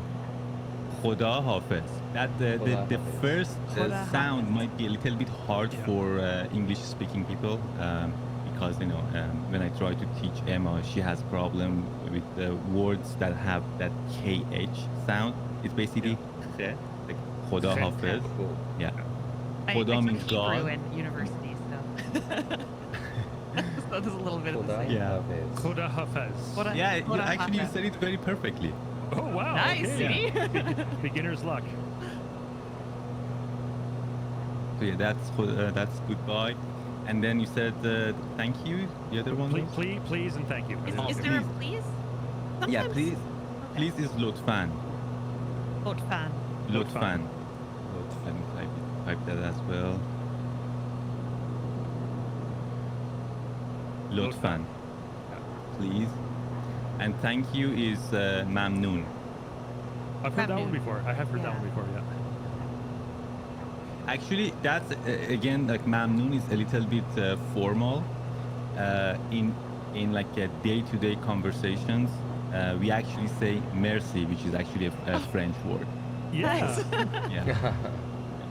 Because again, Farsi, like throughout the history, there has been like several, I should say, not several, way several words that have been imported, and like merci is one of them. Like we say paginage to like ice skating, which is again Farsi. It's a French word. French, yeah. Like commode and closet is another word that we use. Am I right? Commode Yes. is closet, right? Yeah, yeah. There are many of them, which interestingly, I didn't know they are French words until we came to Canada. And we Of were like, course. sometimes we were talking to each other and people were picking up the words. So, oh, you were talking about this thing. I was like, wait, how did you know that? Like, I was, yeah, you said that word. That's a French word. I was like, oh, really? Have they understood everything we've said? This following this river through this valley, boy, is this pretty. Mhm. What a beautiful flight we're on tonight. Oh yeah. Yeah, this is a gorgeous route. Gorgeous route. Is it route or route? Well, you know, it It's depends. both. It depends who you ask. Yeah. And Factual's right, it is both. People in the UK, like British English people, I think say route. In the United States and Canada, you could use them both interchangeably. I think, like, when talking about like networking, like Wi-Fi, you You'd would say never a router. You would always say router. Yeah. You would never say router. That's right. But people do, like in Yeah. like the UK or whatever. Exactly. Don't they? Yeah. In the UK, for British English people, saying router is perfectly normal. But that sounds really weird to us in North America. Yeah. I think when talking about like the path or the the course that you're following on a journey, you could pretty much use them interchangeably. Like no one's going to look at you weird if you say either route or route. Although it's speaking specifically of U.S. Highway 66, you would never say Route 66. No, you would never say Route 66. You would always say Route 66. Yeah. Yeah. Super Typhon says route in Farsi. That would be Masir. Yeah. I typed it in chat. Yeah. Vigorous Gibberish says, is router what you send down a clogged toilets? Yes, Yeah. it is. And router means something completely different to Australians in Australian English. Yes. This is a family-friendly stream, so we can't tell you what router is slang for to Australians. It's similar to what Vigorous Gibberish is saying. Just Fliggity, welcome in. Nice to see you. Fliggity says, how do you spell color? Well, you know, Canadian, we follow put the U in it. Yeah, we follow the British convention on that one, and so we put the U in the word color. Actually, Fashman, can you give a shout out to Fliggity? Oh, in the yes, chat of there? course. I'm sure most of you guys know who Fliggity is already. He streams Flight Simulator 7 days a week. I don't know how he does it. You know, he's got a full-time day job, and yet he streams Microsoft Flight Sim from 11 p.m. to 2 a.m. his local time every single night, 7 days a week. Guy's an absolute machine. But check out his channel, give him a follow. It's a lot of fun over there. And yeah, Fliggity, this is a fantastic flight. We're flying through the Alps today. Started in Nuremberg, Germany, and we're going to end up in Rivenzano, Italy. We flew via Innsbruck through the Austrian and Italian Alps. Stunningly beautiful scenery as we fly through here. And as you can see, we got a lot of people joining us in the flock tonight flying along. Certainly can't blame them, just because this is going to be such a picturesque, beautiful flight tonight. Hey guys, I'm gonna step away anyone- just for a second. I'll be right back. Okay. And for anyone who wants to join us, if you're just dropping in right now, next airport is going to be Bolzano, which sounds Italian. ICAO code is Lima India Papa Bravo LIPB, and we are on West USA server. And Stanty, good night to you. Thanks for stopping in. Thanks, Hope Sandy. you got to enjoy some of this beautiful alpine flight with us tonight. I noticed a comment from Bunny Rabbit a little while ago as we were talking about words in Farsi.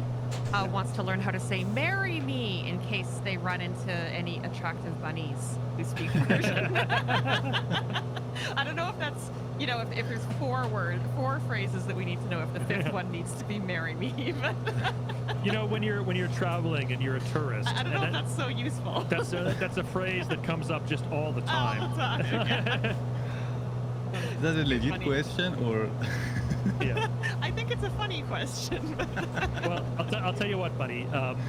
Captain Arash on his channel, you know, Factual does dad Yes. jokes and trivia. Yes. On Arash's channel, you can redeem channel points to learn Farsi words. So why don't we save that one, Captain Arash? Yeah. Bunny Rabbit, you're gonna have to watch Arash's stream. Go see his stream. and Ask then for that one. redeem your channel points over there.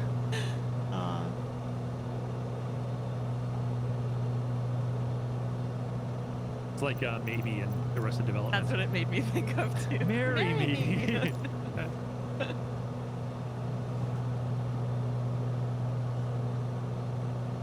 Of course, in real life, I would never be flying like this. This is very dangerous. This is how CFIT incidents happen. Control flight into terrain. Hey, Flickety, Anyang. Anyan. Yeah. Anyang. Means hello. Well, speaking of words we learn in different languages, that one means hello in Korean. Anyan. But yes, you would never fly like this in real life. But, you know, that's the beautiful thing about flight simulators is you can do things that are too dangerous to do for real. You can do it in the sim and get to experience a gorgeous flight like this. Oh, I think I missed a turn according to my GPS, and this Yeah, looks like a really I almost missed it too. This looks like a really hard climb. Mistakes might have been made here. Oh dear. I think we're okay. How far But it- until Bolzano? I'm not sure. The next waypoint is 1.4 nautical miles, but I don't know where Bolzano is. Yeah, mistakes might have been made here. We can't do the direct climb. We'll have to divert a little bit. I was just following the river. Apparently, I was supposed to. There was a fork in the road in the valleys back there that I missed. Look at this treetop height. Oh. You do not want to hear a stall horn when you're at this altitude. I mean, I had plenty of airspeed. That was just my fault. I yanked up too hard on the stick. Again, bad pilot is bad, but I knew I wasn't going to stall. There's no danger there. Flickety, of course, with the Arrested Development quotes. Here's some money. Go see a Star War. Oh man, the first 3 seasons of that show were like the height Amazing. of comedy. Yeah, I was so sad to hear that Jessica Walters had died. Yes. Oh, why did you, She's why such did a you strong remind me? actress. I'd forgotten about that. She was amazing. Yeah. In Archer as well. She's just so good. Yeah. Yes. Yeah. Basically the same character. Oh, sorry. Oh no. I agree. She's a super strong character. I just love the ice cream sandwich thing, like ongoing. Why don't you marry that ice cream sandwich? Yeah. Yeah. I love the humor in that show. Oh, Again, yeah. It's a shame that, you know, when they revived it and they brought it back on Netflix, I was so excited. Me Faction and too. I, we had a party. We invited friends over, you know, back before the pandemic when this is a thing that people did. Yeah. We invited friends over to binge watch the new season of Arrested Development. We And even dressed up. Factual was Shockingly. dressed. Factual was completely dressed up. I want to say Mallory Archer, but that's the wrong character name. Lucille. Lucille Blue. Yeah, Lucille, yeah. Blue. Factual was totally dressed up like Lucille. She was drinking martinis. We had like a big box of grape juice. Did she like wink? Like Oh yeah. Oh, we have to find that photo, Factual. and put it on the Right? screen. Yeah. And then We'll have a martini. It's we breakfast. And toast. Yeah, we were serving like all kinds of food that was related to Arrested Development. We were so excited for this. And then the 4th season was it was iffy, Mhm. and then the 5th season was just bad. Yeah. Yeah. Disappointment. Yeah. It's really those first 3. Remind me, wait, Mr. F, was that the 3rd? Yeah. Okay, yeah, because I like the Mr. Charlize F. Theron like stuff Yeah. too. So. Yeah. Daniel International, welcome in to the Frequent Flyer program. Glad to have you aboard. Hey, Daniel. Thank you for that follow. Dr. Beasley said, I think the re-edit of season 4 was good. I haven't actually seen the re-edit. I've only seen the original cut. Oh, I've seen the re-edit. You have? Yeah. Yeah, I watched it with my TV BFF. Is it an improvement? Yeah, it was better. I wouldn't Okay. say it was first 3 seasons good, but it was an improvement. Good. Yeah. There's a tone that's playing in this music, Factual, Yeah. that sounds just like the stall horn on the Bonanza. Oh, no. And it freaks me out every time. It plays for like half a second, and then I'm like, oh my god. It's like when you're driving and you're listening to music and you got the music cranked up in your stereo in your car. And then it's like the a s- siren or something in the music. And then the song has the sound of like a squealing tire. Yeah. Why do people do that? Oh my Producers. gosh. Ugh. Yeah, the weirdest one I think for me was in this song, for some reason there was like a door knocking sound. It sounds so, and I'm like looking around my car like, who's knocking on the door? I'm just like, what is going on? I'm on the freeway. So yeah, it just, I don't know, it's very disorienting. Joey says it's probably abrupt clarinet, which is got a it. phrase I have never heard Whoa, until look this at, moment. look at that it's- missing time kicking up the dust. Oh, nice. I thought that was only in Reno mode. I didn't know that was in World Play That's too. what That I is thought, too. awesome. That was so good. Joey Bolo, are you fishing for a comment like abrupt clarinet was my nickname in high school? Or- And guys, this valley, oh man, this scenery. This is it's just gorgeous. Yeah. utterly picturesque. This might be the nicest flight we've ever done on the stream in a year plus of streaming Microsoft Flight Sim twice a week, every week. Never taking a week off except the one time we were at Flight Sim Except Expo. that one time. And that one time you were at Reno. Yeah. So two one times. This might be the prettiest flight we've ever been on. It's before. epic. I mean, you could even tell, even just looking at the PLN, I was like, this is gonna be awesome. Just Yeah. following rivers and splitting mountains. It's, oh my gosh. Bunny Rabbit says Operation Abrupt Clarinet is in effect, which makes me think, of course, of Arrested Development. Operation Hot Mother. We've got to think of another word for that. Yeah. They didn't. UNC Feeders are going to parachute out here into the gorgeous scenery and hike to bed. Good night, everyone. My shy dad says good night too. Oh, good night, UNC Fever and Well- UNC Fever's dad. And VNAV Path. And Vina, yes, of course, and Vina of them. Good night to all of you. Thanks for tuning Good in. night. Take care. Good night. Edie, Yes. do you need any refills of beverages or cookies or I could water? do with I could do with a refill of my beverage. Okay. Um, Of I'm just looking down. Jaeger tea? The Jaeger tea, yeah. I'm also looking down. Co-pilot Winglet is having to sleep next to me, I'll and get she the is. camera. Put her, maybe you can show it reflected in the mirror. She is absolutely adorbs right now. This is so Hey. precious. She's the sweetest thing. I love that you guys integrate her like into the whole like thing that you do, and like with the bits, and she can give her treats and stuff Yeah. and everything. That's awesome. Yeah, she's our third member of the stream team. Yeah, definitely the #1 signature. of your channel. Like, And you have little Tile too. yes. But the thing is, like, my partner and I, we call this breed of dogs winglet dogs. I love that. That's so adorable. Wormhole wants to know: is she the third member or the primary? Oh, we know she's the star of the show. She's the first. Yeah. We know this is why you guys tune in every week. All right, Factual's going to go fetch us a refill, going to the galley. Oh man, I just can't get over this flight. Yeah, it's really unreal. Now, do you draw out the map, like the route, or the route? Where did we sit on that? Like, where is it? But do you design it, or do you take suggestions from the community or something, or how did you actually plot this route? Because it is amazing. Yeah. Okay. Good question. A little bit behind the scenes here on Saturday Night's Alright for Flighting. When we first started, Factional, I wanted, because again, we're very experienced international travelers. We've been to over 20 countries on 5 different continents. And we thought Microsoft Flight Simulator was a fantastic way, because the scenery is so great as a true representation of the real world.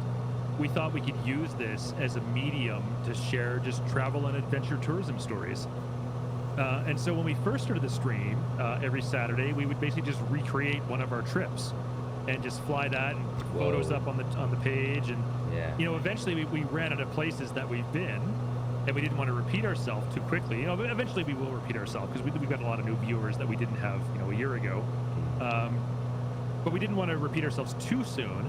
So we're like, well, we better figure out some other things to do. And then sort of creating these flight plans, for like these one-off journeys, it became really labor intensive to do a new one every single week. So we thought, well, what if we did like a multi-week extended tour, and then we could just spend one afternoon planning the entire thing, and then we wouldn't have to think about it for like 2 Yeah. months. Yeah. And so the very first one we did, and Captain Arash actually was watching us a lot on this That's one. kind of when we met you, Captain Arash, was when we did our Yeah. Silk Road tour. Yeah, we Yeah. followed Yeah. we followed the historical route of the real Silk Road, the ancient trading network that connected Europe to Asia, the Far East. So we started in Istanbul, Turkey, and we flew all the way to Beijing, China. And again, we stopped at many historical cities and trading posts that existed on the real Silk Road, thousands of years ago. And we flew through Iran, and that was the first time I'd flown in Iran in Microsoft Flight Sim, Wow. which is, of course, Captain Arash's home country. And Faction and I were both completely taken aback by how absolutely gorgeous the scenery was in Iran. Yeah. That was definitely the highlight for us on that entire journey, and that was an 11-part one. So we did that over 11 weeks. So nearly 3 months we spent flying the entire route of the Silk Road. And we plotted out like ourselves, but then Yeah. of course, like with that one,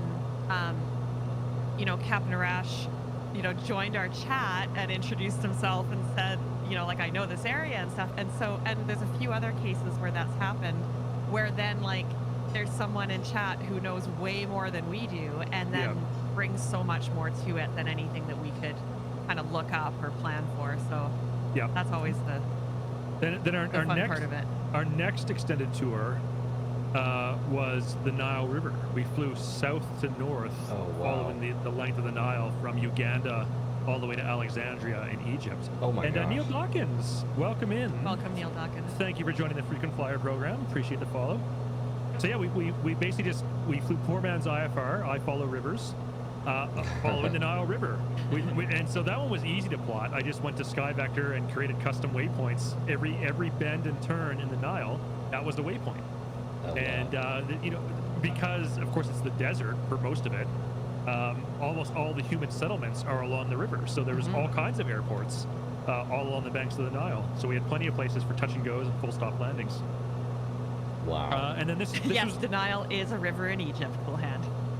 and then this is our third one, our third extended journey. So we're doing north to south along Europe, Norway to Gibraltar, and the Norwegian fjords were breathtaking. But I have to say, I think today's flight tops it, flying through these picturesque mountain valleys in the Alps. I love it. And no, I know I got sidetracked a little bit there. To answer your original question, how do I create these flight plans? I just go to Sky Vector, and I look at the topographical map, and I look for what appears to be picturesque, scenic valleys and rivers and cities and interesting landmarks, and then I open up Flight Sim and see what exists as a handcrafted POI in Flight Simulator, and just try to create a flight plan that hits up as many high points as I can find. And then from Sky Vector, I use SimBrief, so I export the Sky Vector waypoints into SimBrief, and from SimBrief I can download it as a PLN file, and then you can import that into Flight Simulator. Gotcha. And so yeah, that's how I do it. Well, I mean, the first part was really like, I guess what I was, and I appreciate you sharing like the technical aspect, how you actually do it, but I love that, like kind of talking me through the extended cross countries, like, extended flights across the world, like also from your own like experience too, like that. What a cool way to relive trips that you've taken and to actually share it like with the community. That's really cool. Well, and it's interesting with our channel because like we both stream together. Like of course it's seedy's channel that we stream together. Yeah, I love that. Oh, you're a 100% equal part. It's my name on the channel, but Well, and Winglet too.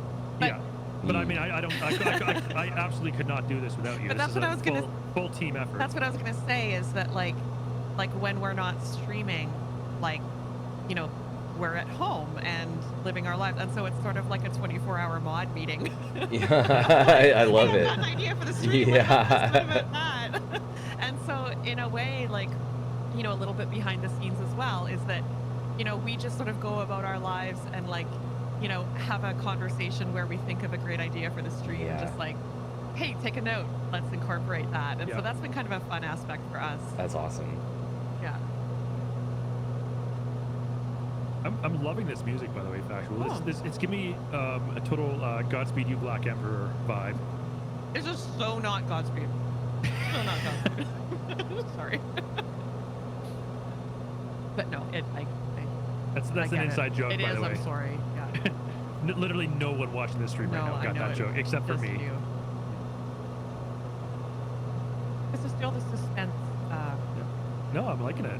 Chad, what do you think? You guys enjoying the music tonight, or do you want Factual to change to something maybe a little bit more upbeat? Arash or Phil, do you hear the music or no? No, I actually have not getting the music, so I thought it was something on my end. I'm just, now that I've admitted that, I'm glad that I didn't like fake dance this whole time, because yeah, I'd have some explaining to do. But yeah, no, I don't hear any. It'd be funny if you tried and didn't know what. Yeah, and you're like, Phil, like this is like fit. way more chill music. Like, are you getting this or? Like, oh my god, I'm so I burned. can switch the audio, but then it'll cause delay. It Yeah, is no, don't totally don't- fine. Yeah, the way we have our audio routing set up so that you guys are only hearing our voices, and Gotcha. then the stream is hearing the full mix of like I can my do game it sounds, without- the alert sounds, the chats, and sound effects and the music. Yeah, I can do it without affecting your stream, but then the only downside is that I will hear your voice with delay. So that, Oh, Yeah. no. yeah. And that's hard to have a conversation. Yeah. I turned the music up a little bit because a couple of people were saying that it wasn't coming through as much. I think this might be a quieter song too. Yeah, let us know, chat, if the music is ever too loud and it's drowning out our voices. We can adjust that on the fly. Look at Sergeant Staff. Appears to me as an airliner, but it's a P-38 Lightning that he's flying.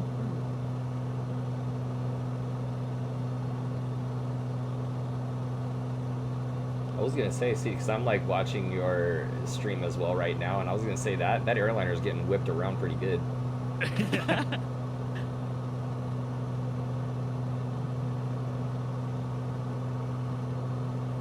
Once again, I just want to acknowledge people flying with us. Midnight Black, Fierce Wolf, Kazaki Flyer, Doug, Mojo Risen, Applejack, Colonel Fork, Missing Time, Sergeant Staff, Duracell, Nomad Ninja, Camo Beckman, Triton. There's a few other people there. Frank is back there, Psycho Mike, Joey Bolo, I see, PS Ford, Slim Man, Dugo Rax, Sutton Chimp, Brick Rhymes, Recorded Track, Mr. PA Cool Hands, CTT. If I missed anyone, Dr. No Thumb I see up there. If I missed you, my sincere apologies. I do try to acknowledge as many people as I can, but obviously with so many people on the flight tonight, the names are overlapping and it's hard to see all of them. But thank you so much to everyone who's joining us on this flight. It's always a great pleasure to have a big group flying along with us.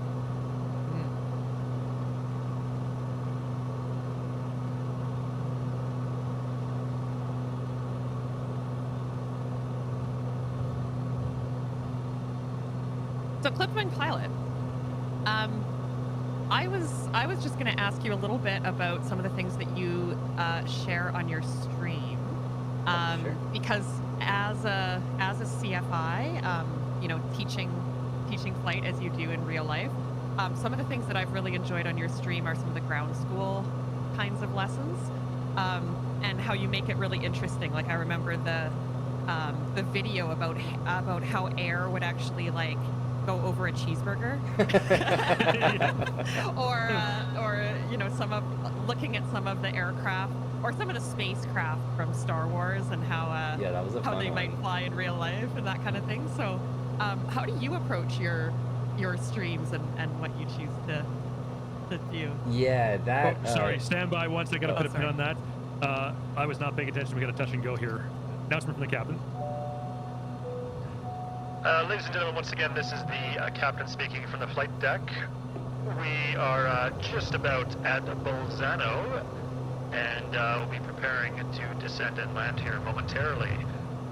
Please be advised that we will not be coming to a full stop landing at the passenger terminal. If Bolzano is your final destination with us tonight, for your comfort and safety, please exit the aircraft using the following procedure. First, throw your carry-on baggage onto the runway, and then use the tuck and roll technique to safely exit the plane. If you're continuing with us past Bolzano onto further destinations, please remain seated with your seatbelt securely fastened. Thank you for choosing Saturday Night's Ride for Flighting. Holy balls, this is going to be the worst landing ever. I don't know if you guys saw this approach. This is so It did. bad. It kind of crept up on us like around that corner. Yeah. I love those And yeah. And what's this captain's van in the announcement. runway? There's a van right on the center line. Oh my gosh. It's like, oh, I thought that was like camping stuff on the top. I was like, what family is super lost right now? It's like one of the Christmas vacations. Yeah, that's what I thought. I was like, what, is that a canoe? But no, it's the lights. Wormhole says, I like how the real pilot's bad landings still exceed my good Oh my landings. gosh. Well, you know, Wormhole, you know, Clipwing Pilot, I'm sure you'll back me up on this one. We have practiced these hundreds, if not thousands of times. Oh yeah. You know, when you're doing your real life flight training, it's super common where your lesson for the day is just to fly circuits or patterns for an hour. And that's all you do. And you're just practicing takeoffs and landings and nothing but that. Absolutely. And you get really good at it. Yeah, and it's something that just comes with time. Like you can't you know, it's hard to not hyper focus on getting better at landings and stuff, and because obviously we got to bring the plane back, but it's just such a technical thing with so many different things going on that you have to like just practice it over and over. I mean, obviously with guidance and you know breaking it up into different pieces and stuff, but you know it's a lot like life in that regard. You know, you just gotta sometimes take a tall task and break it up into bite-sized pieces. Now, I've heard the expression, it takes 10,000 hours to achieve mastery of something. I don't know if that's 100% true for all disciplines, but it definitely takes a lot of time until you can achieve mastery of anything. Yeah. And I think for a lot of flight simmers who aren't real-life pilots, there's a temptation to just take off and just go explore the world and do something like we're doing now. And I get it. I don't blame anyone for doing that, because frankly, if I was not a real life pilot and I was just a flight sim player, like that is probably how I would do it too. But if you really want to improve, if you actually want to focus on becoming a better sim pilot, take a couple hours a week, you know, of your sim time you were going to play Flight Simulator anyways, and instead of exploring the world and instead of doing scenic, you know, flights or anything like that, just fly circuits or patterns. You know, I say those two words interchangeably. In the United States, they're called patterns. In most other countries in the world, including Canada, where I train, they're called circuits. But it's the same thing. Just do patterns or circuits for an hour or two. Touch and go landings. Land, take off, land again, take off, land, take off, land, take off. Fly the circuits. You know, crosswind, downwind, base, and final, and just practice that. And you will very, very quickly improve on the quality of your takeoffs and landings, and you'll be a much better pilot for having put in the time. I totally agree. Like, and actually, that kind of ties back into answering your question, factual, like about my approach to the guidance that I try and give in my stream is like very practical approach to GA, whether that's private pilot or commercial or doing the instrument things, and it is really nice. It is really cool, like, you know, the airline stuff that's going on and exploring, but honestly, just doing things like not only the pattern and taking the time to fly circuits, you know, over and over, but really like putting yourself the immersion of like, you know, hold short of the runway. Like, don't just start on the runway and take off, but hold short and Sorry, develop. you know, 1 second. Oh yeah. Factual. Can you turn the music down? It's drowning out voices now. Oh, okay. It's really loud. Sorry, I didn't mean to interrupt you there, Clipwing, but the music was overpowering the sound of your voice. So Oh, gotcha. Are we okay? We're good now. Yeah. Oh, Yeah. yeah, just totally in agreement, like with what you're saying, and that even like before you take off, like, you know, I would encourage you to hold short of the runway and work with you know, either an instructor or, you know, watch a stream where they've got a pre-flight briefing, you know, that you can immerse yourself and really get yourself like mentally prepared for in an emergency, what would you do, or getting yourself ready for the type of departure. You know, you divide your takeoff briefing and with a departure brief and an emergency brief.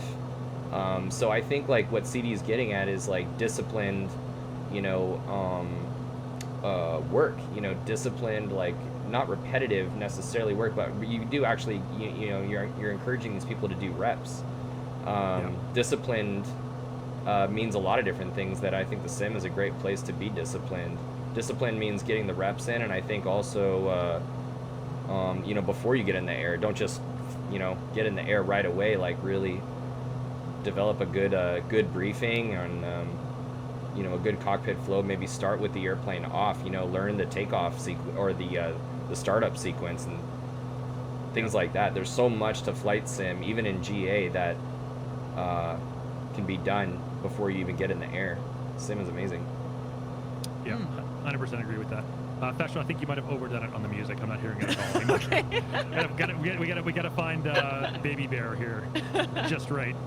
Not too loud, not too soft, just right. Okay, there's a physics issue with the 3 bears.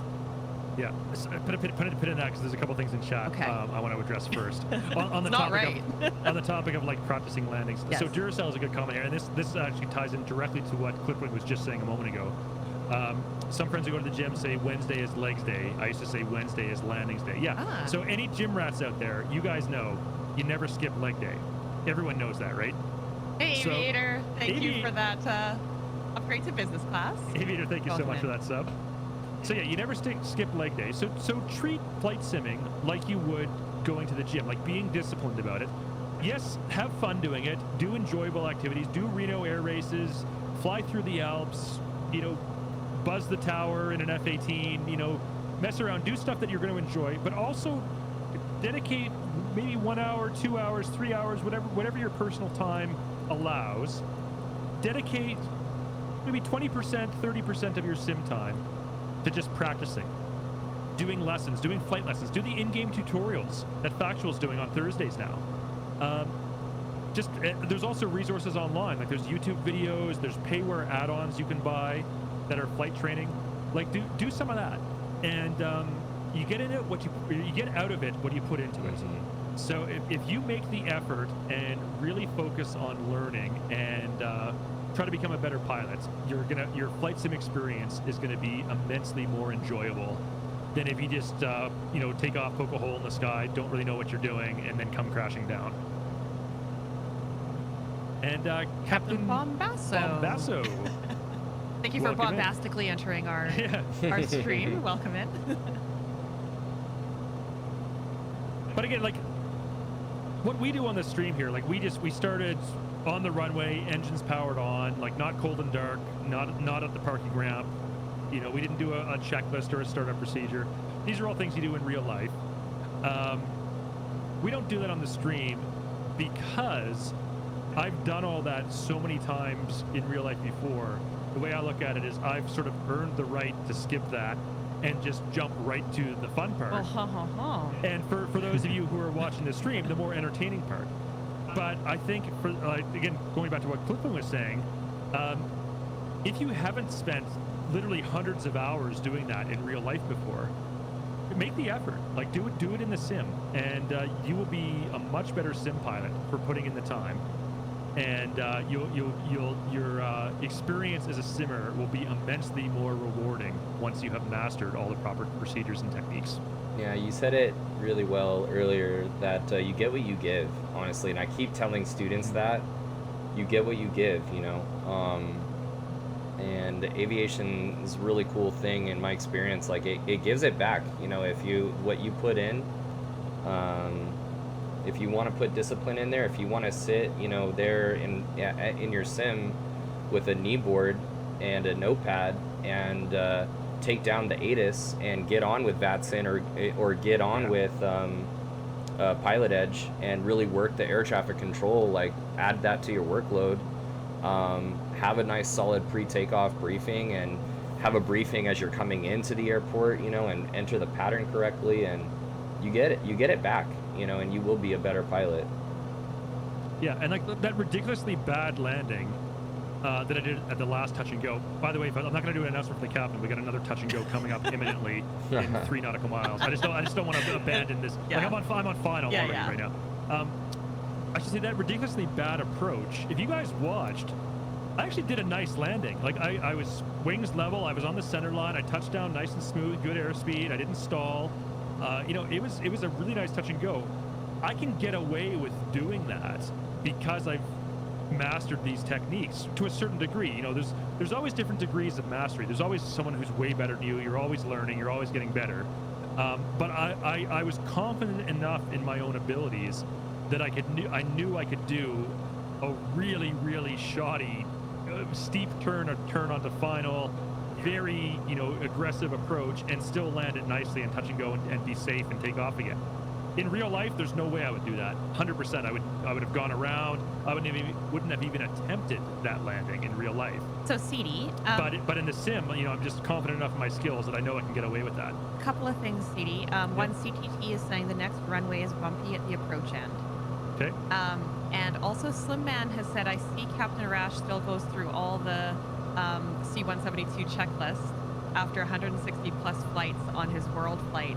And absolutely that, like, as much experience as people have, you know, no one is above the checklist. Yeah, no, that's amazing, Captain Arash. Hats off to you for doing that. And that it adds value too. It does, yeah. I also wanted to say that my takeaway from this talk, from hearing these important things from two real-life pilots right now, is that be a hipster pilot. Look, you know, That's what I heard too. Yeah. in real life, you know, Clipley, I'm guessing it's different for you. You've got a lot more hours than I have, and way more certs and so on. You know, I'm a VFR GA pilot and a glider pilot. I've never flown a plane with a glass cockpit in real life. I've never flown a plane with an autopilot in real life. You know, I'm steam gauge hand flying all the way. That's all I've ever done in real life. And in a lot of cases, probably about a third of my hours is steam gauge hand flying without an engine. Like literally Without an engine. Oh, yes, glider. Literally without Yeah. an engine. Yeah. Flying a glider. Oh wow. So, you know, I get it. You know, this in the sim now, flying this Bonanza with you know, G1000 glass cockpit autopilot. This is like the opposite of hipster flying to me. This is like luxury rich man flying. Wormhole says Gimli it. Yeah.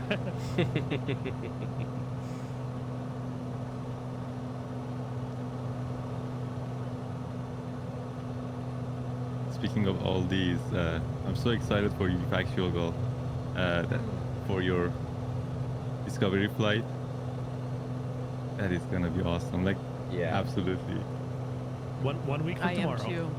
And I think it's going to be so different too from having watched so much of this, you know, flight simulation over the past year and a bit, and then trying, you know, learning how to fly in the sim. I think it's going to be so different actually being in that seat, being in that plane, and you know how everything just feels different. So I'm really looking forward to it. Yeah. One thing I'm really looking forward to is like getting your feedback on how, you know, when you're practicing in the sim and you're gonna be, you know, I hope your instructor will give you flight sim homework, you know, and like directed, you know, just some direction on that. And I'm looking forward to hearing your feedback on like after you do that homework, how did it seem easier in the real plane? Because I know for me, sim is so important. You know, when you're doing something like flying, or you're gonna go do a cross country, envisioning yourself doing it is so important. And the thing about the sim is you can do it multiple times, and you're envisioning yourself. You can see yourself do something you haven't yet done in real life, and you can see it very vividly. And so when you're in that state of mind where you are relaxed, you've seen all this before somewhere, even though this is your first time, like, you can handle workload better, your performance is better. So I'm wondering whether it's cross country or maneuvers and sight pictures, like how you feel yourself empowered and strengthened by your sim work, and you know how that your real life flying is empowered. You know, I think it's gonna be really cool, the crossover, because you would think, oh, this is a computer game, but Right. But Yeah. yeah, That's I'll keep that debatable. in mind as I go, because I can already see, like, with some of those initial lessons, like the difference between like not understanding and really struggling at first, and then kind of getting a feel for it, or really like being able to picture like what should it look like, what should it feel like, all of those things, and then you know how the sim might be able to help with some of that coordination, or just some of that, like what it looks like, what it feels like when it's going right, and how that can contribute to the real life experience. Troy says, co-pilot wing, just a heads up, it's a certificate, not a license. Not in Canada, where I fly. It absolutely is a license. I have a private pilot's license and a glider pilot's license. For clipped wing pilots, you would be correct. He is based in the United States, and in that case, yes, it is a certificate, not a license. But different countries have different names for it. and it's all awesome. Yeah. Yeah, however you can get in the air. Exactly. CD, when you were going through your training, did you have a hard time keeping your eyes outside? Versus Yes. like, you know, like down all the time, like at the data or something, or? Yeah, absolutely. And as a glider pilot too, so I learned how to fly gliders before I learned how to fly powered aircraft. And No. gliders especially, you really fly them by feel. And Gotcha. when you're a beginner, you don't have that feel. You don't have that muscle memory. You don't know what it's supposed to look and sound like. And so the gliders I was learning how to fly on, the Schweitzer 233A, you would always trim it after releasing from the tow plane. You would turn away and then go to the practice area. And the first thing you would do is trim for best glide speed, which in that plane was 50 knots. And I would constantly, as a beginner pilot, I would be, just staring at my airspeed indicator. I was like, oh no, I'm going 55. Okay, I pitched up a little bit. Okay, now I'm going 45. Oh no, pitch down. And I'd just be oscillating, and I would just be so focused on trying to trim for 50 that I wasn't looking out of the aircraft. Right. And paying attention to what I was doing. And I think a lot of people, that's probably a very common mistake. As a CFI, I bet you see that all the time in your students, but certainly something that I suffered from as a beginner student pilot, and you do get over it with experience. Oh yeah. It's no one's immune. No one's immune, especially like, and that's kind of the thing that's tough from. There's like dissonance there because like, especially early on, like within the student, because here you are being told like stay outside, but then the instructor is saying like maintain 3,000, and so like which is it, and so I think there's a certain level of forgiveness that you need to have as an instructor, especially as with a student that's early on, because it's not really about nailing an altitude right now. It's about really nailing the sight picture and like getting that outside view correct.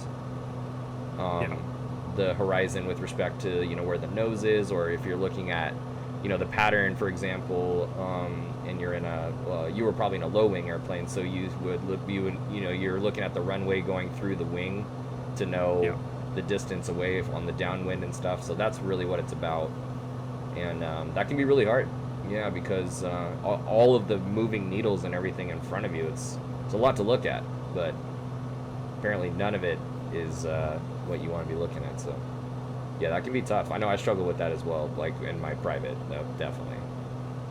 Yeah, I think that's probably pretty common for a lot of people. Is this our airport? No, it's not. I saw Wormhole made an interesting comment a few minutes ago. It says Discovery flight sounds like it can get very expensive once hooked. Wormhole, flying schools use the same tactics as drug dealers. Yep. they get you hooked. Clipwing, I mean, I don't mean to disparage your profession. I know this is what you do for a living, but I'm sure you will also agree with that. No, that's exactly it. I mean, the thing is we know that it's alluring, like the not only the feeling of flying, but just like the problem solving, like the thrillingness, like the thrilling of it, and it's addicting for sure. Quadra says, hi all, I'm currently living in Switzerland. I can tell that the rendering of the landscape is amazing. Yeah, we're flying through the Alps today. We're currently in Italy. We started in Germany. We flew through the Austrian Alps into Innsbruck. Our last airport was Trento in Italy, and our next airport is Verona. So we're actually going to clear the Alps for our next landing in Verona. Clipwing, I have a question for you as an instructor, but also sort of looking back to when you were a student pilot. So as an amputee, did you find as a student pilot that there was a lot of like sort of adapting yourself that you needed to do to be able to fly, or was it like adapting the plane? Was it sort of more like sort of prosthetics, or how you might adapt the controls or your behavior to fly the plane, or was it adapting the plane to be able to fly? And then I'm wondering, like, given that experience of being a student pilot and then now teaching, are there things that you think you bring to teaching flying and kind of managing all of that workload that maybe other CFIs don't necessarily have the same perspective? Just before you answer, I just want to say goodnight to Ali Avionics, who is signing off. Thank you for joining us. Oh, I wish I knew how to say that. Yeah, good night. Captain Arash, how do we say good night in Farsi? Shab bekhair. Shab Shab bekhair. Bakhair. Nice. Dude. Well, we could say Khoda Hafez. Yes, you can also say that. Yeah, that's an amazing two-part like question. So like the first part being about adaptability and adapting to being able to actually fly the plane and how, you know, figuring that out, and then part two being how that translates into the flight instruction and how, you know, my ability to help students. And in the beginning it's really interesting because there's number one, I used a prosthetic arm, and so there was learning curve with learning how to do this two-handed operation, because when you learn to fly, you learn power and attitude for performance, you know, and it's very much, if you want to change something, it involves usually simultaneous power and attitude change, and so to get that hand-eye coordination, that field coordination like down, to be two-handed was actually really helpful. And so to adapt to that two-handed operation, I would have the yoke or the hand, my prosthetic hand on the yoke, and my elbow would lock at an angle. The elbow, it was relatively anatomical, the prosthesis, and what I could do is I could lean back to pitch up, and lean forward to pitch down, and lean my body to turn. And I would have lessons where I would learn to actually just fly just with the, you know, a well-trimmed airplane. Like, it doesn't take much input at all to, you know, deflect it and to act, you know, deflect surfaces and actually move the airplane around. So that was one thing, practically speaking, you know. But aside from that, you know, I had no adaptive equipment in these airplanes other than my arm, you know. So what was really interesting was not so much what I needed to get it done, like from the prosthesis standpoint, but really it was interesting to learn like what I did not need, and like things that were already in the airplane to my advantage as an amputee, that everybody has to their advantage in the airplane, which is, you know, power and trim, flaps, and so I was in addition to learning how to use the arm, it was really like learning about stability and how we can configure the airplane and put the airplane in an energy state where you're not fighting it, and you're actually just being very, very good about putting it in the energy state that you need it to be in to do what you need it to do, rather than try and force it to do what you want it to do. And as an amputee, like, I had a unique you know, exposure to that, because you just can't get behind, you know. And so we would go up and do power reduction and nose down with trim exercises, or power increase and nose goes up exercises, you know, and a lot of one-handed slow flight stuff, and working on the correct sequencing, the same sequence that everybody has to do, but really making sure that we know, like, that we understand cause and effect. And so just working with those natural things was crucial, and part of why I didn't need really any adaptive equipment at all. But again, that goes back to the sim, where I could experiment for hours and hours and hours. Like, you know, by the time I got my private pilot, I think I had already put in maybe 500 or 600 hours, and I mean, I have thousands of hours now. Like, before my instrument rating was over, I had probably 3,000 hours of sim, and just of just raw experimenting with those relationships and how to actually, you know, smoothly put the airplane in that state. So little bit of adaptation with the prosthesis, but a lot of just utilizing the design features of the airplane that we're all able to use, actually, with enough practiced work there. And so that's definitely part one. And then part two is like what I bring to the instruction is exactly that. Like, I bring that empathy, I think, to instruction, where it's like, I know it from a student's standpoint how difficult it could be to learn how to move an airplane. Yeah. And oh, you know what? I think we have an airport coming up. Did you want to make an announcement? Yeah, I didn't want to interrupt you, but if you want to just take no, 10 totally second break here. Let's do it. All right, here we go. And, ladies and gentlemen, this is the captain speaking from the flight deck. We have started a descent into Verona and expect to have you on the ground in just about 2 minutes. Please be advised that we will not be coming to a full stop landing at the Verona passenger terminal.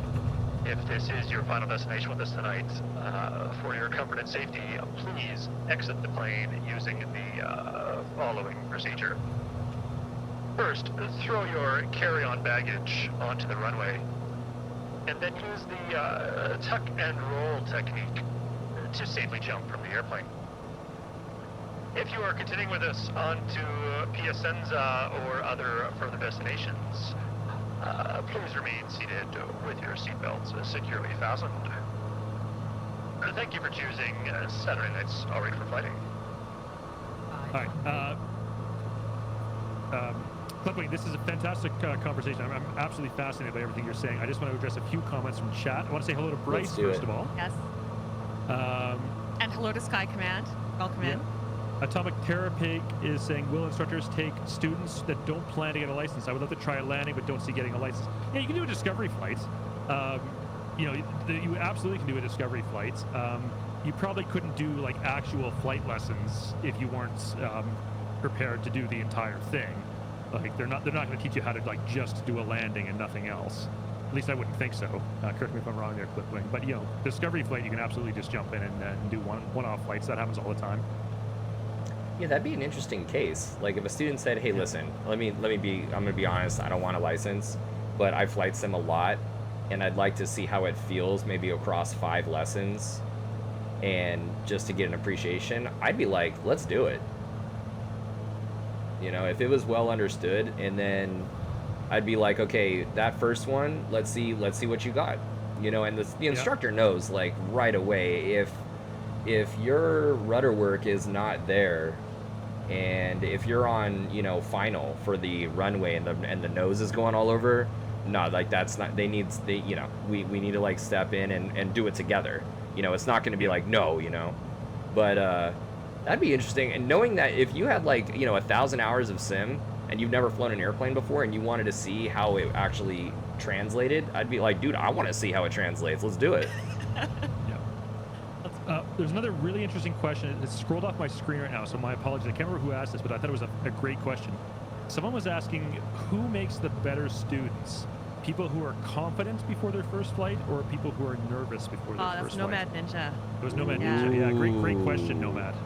Very. I have some personal thoughts on this, but I'm curious to hear Clipling's impressions as a CFI. I insist that you go first. I don't want to taint the. All right. Yeah. Okay, I'll tell you my answer. So again, I'm not a CFI, so I don't have it from the instructor's perspective. But I did go to glider school with a very large class of students who I basically spent 24 hours a day, 7 days a week for 6 weeks with these people. And I'm still, to this day, 25 years later, I'm still very close to a lot of them. They became like brothers and sisters to me. So we, when we were not in the glider ourselves or having a briefing from our instructor, we were manning the ground. We were pushing the gliders around on the ground, restacking them, getting them ready for takeoff. And if we weren't doing that, we were in a ground school lesson together. And if we weren't doing that, we were studying together or doing chair flying. I'm sure you guys know what chair flying is. That's in the old days before we had great simulators like this one. That's what we did for practice.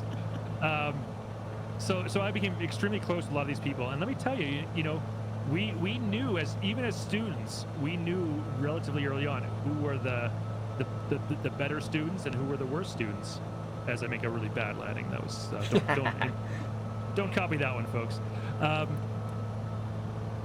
I will say that in my personal experience, the ones who were best, and I would put myself in this category.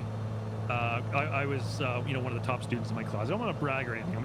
I won an award, so I just want to put this out there. It is objectively measurable fact. That's I was one of the top 3. I was one of the top 3 out of 50 in my class when I got my glider pilot's license. Thank you, Factual. No, that's rad. You guys probably can't hear that. She just played a cheering sound effect on the screen. I would say the ones who are the best, and again, I put myself in this category. Yes, you did. Okay. Were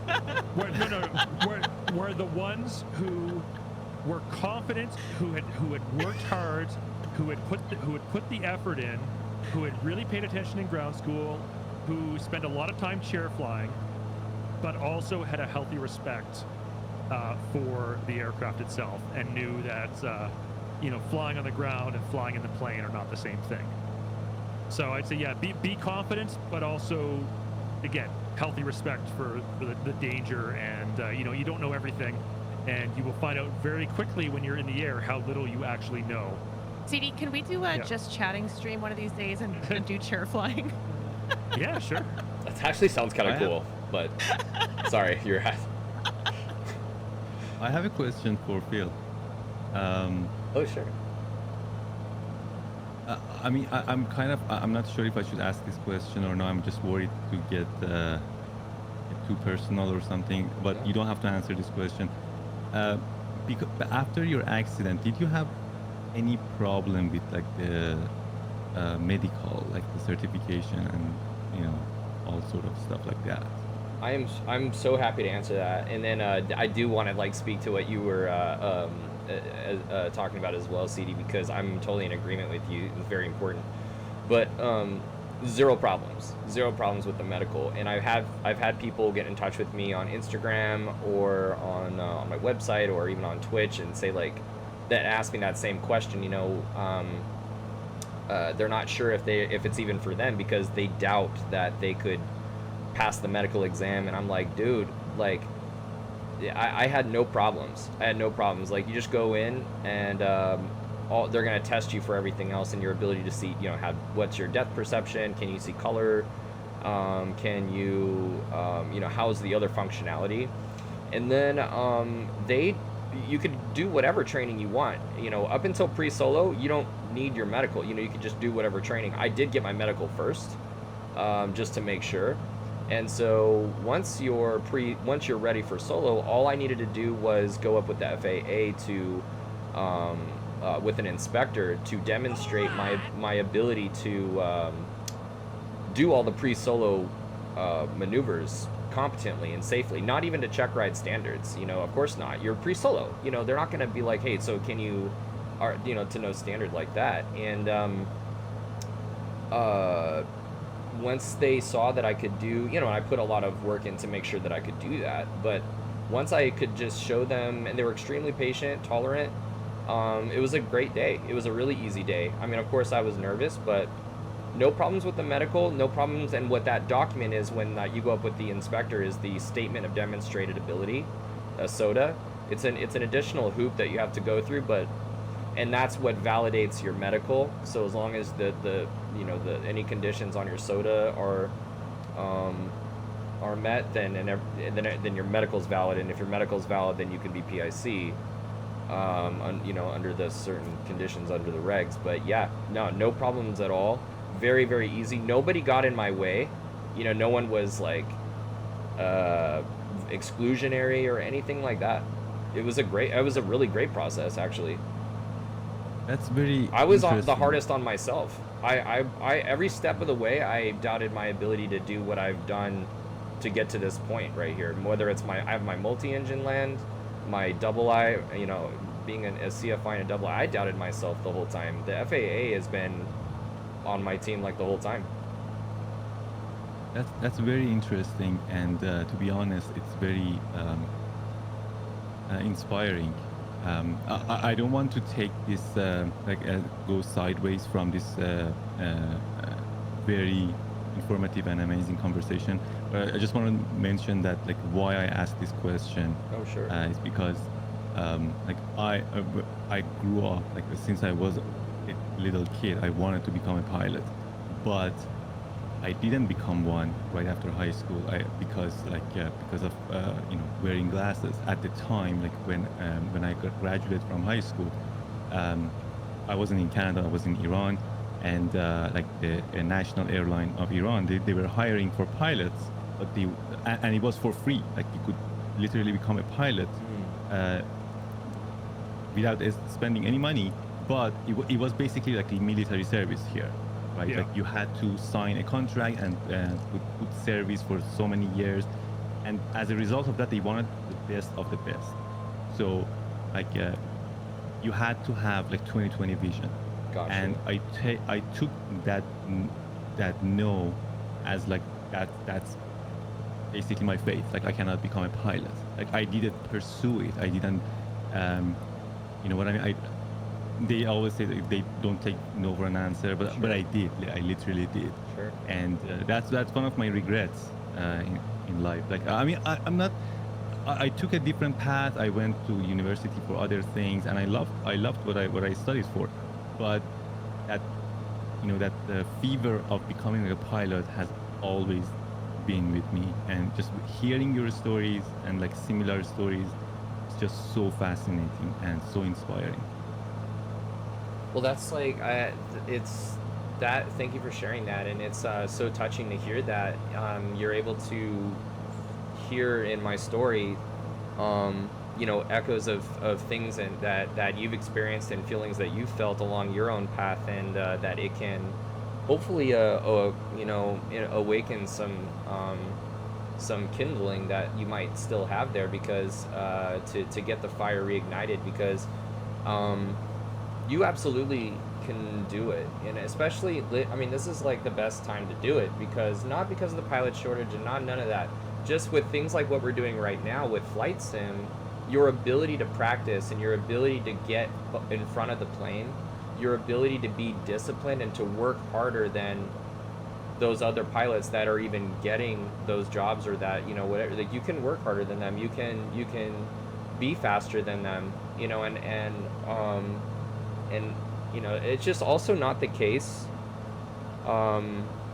in most places. Like corrective lenses is absolutely not a limit. I mean, it literally, like, technically is a limitation. There's a field on the medical where they talk about limitations, like, and so you need to wear corrective lenses, but conventionally, like colloquially, it is not a limitation, and that's one of the things that I love about being an instructor, is like people come to me all the time and they're not sure if they can do it. I'm like, let me promise you, you can do it. Because in fact, let me do your demo flight and let me show you what can be done. And when they see me moving the airplane and getting the airplane to essentially fly itself, no autopilot, but you get what I'm saying, like with power and trim and everything, and we're just staying ahead of it, they're like, dude, like what even is going on? Because obviously flying is difficult, but I think watching you do this, like I'm pretty sure I can do it. I'm like, dude, I'm telling you, you can do it. I've worked with people with corrective lenses. I've flown amputees. I've worked with amputees. I've worked with stroke survivors, people with the whole left side of their body that doesn't work. I've trained them. And we just had a question about that in chat. We actually. did, yeah. Absolutely. Yeah. I worked with people, disabled people, and it's a blessing to do that, because it's one thing to work as an instructor with students, and you're helping them through their fears, you're helping them along their path, and you're giving them tools that they can use on their own to solve their own problems, to answer their own questions. It's their path, but when you're working with a disabled student pilot, and you are disabled, you're an amputee, like that's a new level of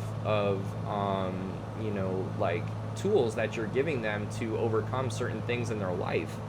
And it's just a beautiful thing, and I'm not saying, and so I would just recommend, I would say to them, as I would say to you with corrective lenses, obviously, is not a condition like that, but I mean, it's the same exact response, that you can do it, you can absolutely do it, and that it's never too late to go take that actual demo flight and go get that pilot cert, that private pilot cert. And I would recommend doing an instrument rating, of course, but Yeah, absolutely. go do it. Yeah, the thing is, it's always with me. Like I'm like right now, I know as your what you're saying absolutely makes sense. And right now, I know that it's possible to do it. Like the story that I told you, it's like from back in the day, right? Like when and because they were basically training you for free, they wanted the best out of the best, right? It wasn't like similar to here in North America. But yeah, like the only reason that I haven't done it yet these days, is because of just financial things. Like as soon Gotcha. as I can afford it, like in a heartbeat, I will do that. Like I, I have no, how do I say, like any hesitation. But yeah, absolutely. I would just I'm have. going to jump in Oh, here. go I ahead. Yeah, want to jump tell, in. Sure. This is the bit of a personal story. You know, how I ended up in aviation, and then how I ended up not in aviation as a career. So much like Captain Arash, when I was a teenager, when I was in high school, that's all I ever wanted to be. You know, literally the very first job I ever wanted, when I was so little that when I first even understood what the concept of what a job was. You know, I'm talking like 2 or 3 years old. I wanted to be an astronaut. I was obsessed with the space program. I could tell you like every fact about every space mission. I watched every shuttle launch. This is in the 80s. Again, this is like pre-Challenger disaster even. You know, I'd watch every shuttle launch live. I loved everything to do with space and astronauts and flying into space. And so, you know, for as long as I can remember, like, that's what I wanted to do with my life. And then I realized as I got older, I was like, yeah, maybe, you know, don't give up on that. It's still a possibility, but have a fallback plan, or at least have a career that you could use as a springboard to become an astronaut. They're not recruiting astronauts right out of high school or right out of university. You need to start somewhere else first. And then the next thing I wanted to do was like, okay, I'll be a fighter pilot then. I was, you know, in Canada. I wanted to fly F-18 Hornets. I thought that sounds awesome. And you know, as a you know, probably right up until I was about 16 years old, that was literally the only thing I wanted to do. I had no plan B. That was it. And I was doing, like, I was making all the right moves. I had really good grades in school. You know, I was a glider pilot at this point. You know, I was following the footsteps of Chris Hadfield. I'm sure a lot of you know that name. He was a former astronaut, a Canadian astronaut, also former test pilot, fighter pilot, flew F-18s, was also a glider pilot, much like myself. So, you know, I was doing basically just following in his footsteps. He was my role model. I was doing everything he did. Great book. Yeah. Right? Oh, yeah. It's one of my favorites. But good. He's amazing. Yeah. And then it was a crushing, heartbreaking blow through absolutely no fault of my own. And again, this is I acknowledge I'm saying this from a complete position of privilege, because unlike someone like a clipping pilot who, you know, was an amputee, you know, I was fully able-bodied, and this is an instant where, for most people, I'm going to be complaining about something that 99% of the population, men in particular, would be envious of. But for me, it crushed my dreams. I grew too tall. I had a teenage growth spurt. I'm 6'4", and the height limit, there is a height limit to fly fighter jets because of the ejection seats, the rocket-powered ejection seats. You can't be too tall. I think it was either 6'2" or 6'3". I don't remember exactly what it was. Maybe different now with different aircraft types. But in those days, I surpassed the height limits. I grew too tall, and I was not able to become a fighter pilot. There are lots of ways you can fly. And then and at this point, I was in my last year of high school. Again, I had good grades. You know, I was planning to go to university. I was actually applying to the Royal Military College of Canada, our military academy, sort of like the West Point, or the U.S. Air Force Academy, or the, you know, Naval Academy at Annapolis or Sandhurst in the UK. Same idea, but the Royal Military College of Canada. Like that's where I wanted to go for post-secondary. Again, because I wanted to be a fighter pilot, and couldn't do it. And I was like, well, shit, what do I do now? I was 16 or 17 years old. This is all I'd ever wanted to do, and it was taken away from me. And I was like, I don't even know what's next. And I was like, okay, well, I'm still going to flight school. I'd been accepted. I had been awarded a scholarship to do private pilot license training that summer. So the summer after graduating high school, before I started university, I did my private pilot's license training over 6 weeks. Again, I was already a glider pilot at this point, and then I just enrolled in university. I thought, you know what, maybe I'll be an airline pilot. You know, I'm completely passionate about flying, about aviation. If I can't be a fighter pilot, if I can't be a astronaut, I still want to fly for a living. And so I remember I'd been accepted to a couple different universities. I chose the one that I thought was the best choice. And I remember talking during my check ride, for my PPL check ride. I was talking to the instructor. It was after I had landed. We were taxiing back to the flying club to park the plane. He had told me, yes, you passed. I'm going to sign off on your license. Congratulations. You know, it was all, you know, handshakes and smiles at that point. And then he asked me, he said, you know, you're a young man, you know, you just graduated high school. What are you planning to do with your life? Just curious. And I said, well, you know, I'm thinking, you know, I'm enrolled in university starting, you know, in like 3 weeks time. I got my first day of class. Think I might become an airline pilot, but I'm not quite sure how to get there from here. And he said, well, no, you're doing the right thing. Go to school, go to college, get a degree, 4-year bachelor's degree. I said, does it matter what major? You know, he said, no, it doesn't matter.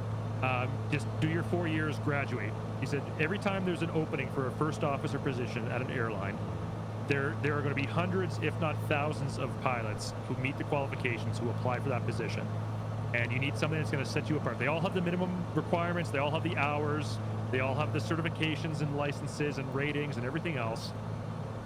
What's going to set you apart and what's going to get your foot in the door is if you have a 4-year college degree and they don't. So, okay, good advice. I'll take that. So I went to university, and I didn't really know what my major was going to be. I was enrolled in the Bachelor of Science program. I liked physics in high school, and I thought physics seemed appropriate for, you know, learning about aeronautics and theory of flight and so on, meteorology. I thought, you know, that makes sense. So make me take physics, and I was really into computers and technology, so I thought, you know, maybe I'll do physics major, computer science minor. And then I ended up flipping those. I ended up majoring in computer science, minoring in physics. And again, you know, all through university, I never had any doubts that I'm going to graduate, and then I'm going to go back to flight school, do a multi-IFR, commercial, ATPL, CFI, the whole deal, get my hours, work my way up, and then eventually I'm going to become a first officer and then captain and everything else, and then retire from an airline. That was going to be my life plan. John Lennon famously said, life is what happens when you're busy making other plans. Going into my senior year of college, September 2001. What happened September 2001? Yeah, right. Yeah.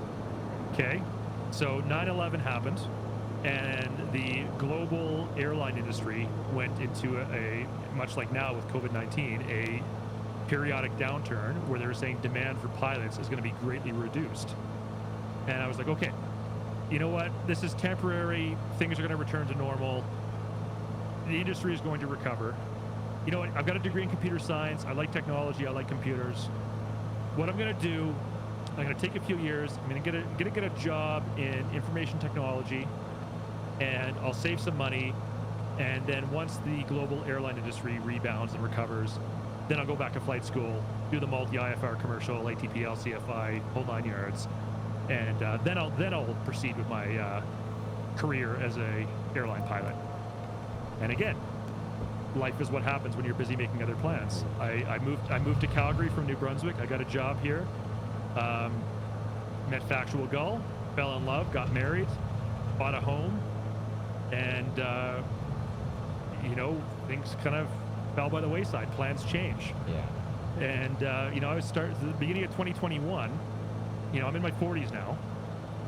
Call it a midlife crisis, whatever term you want to put on it. But you know, with COVID-19, I think a lot of people are going through a moment of self-reflection. Oh yeah. And they're wondering, you know, am I happy with what I'm doing with my life?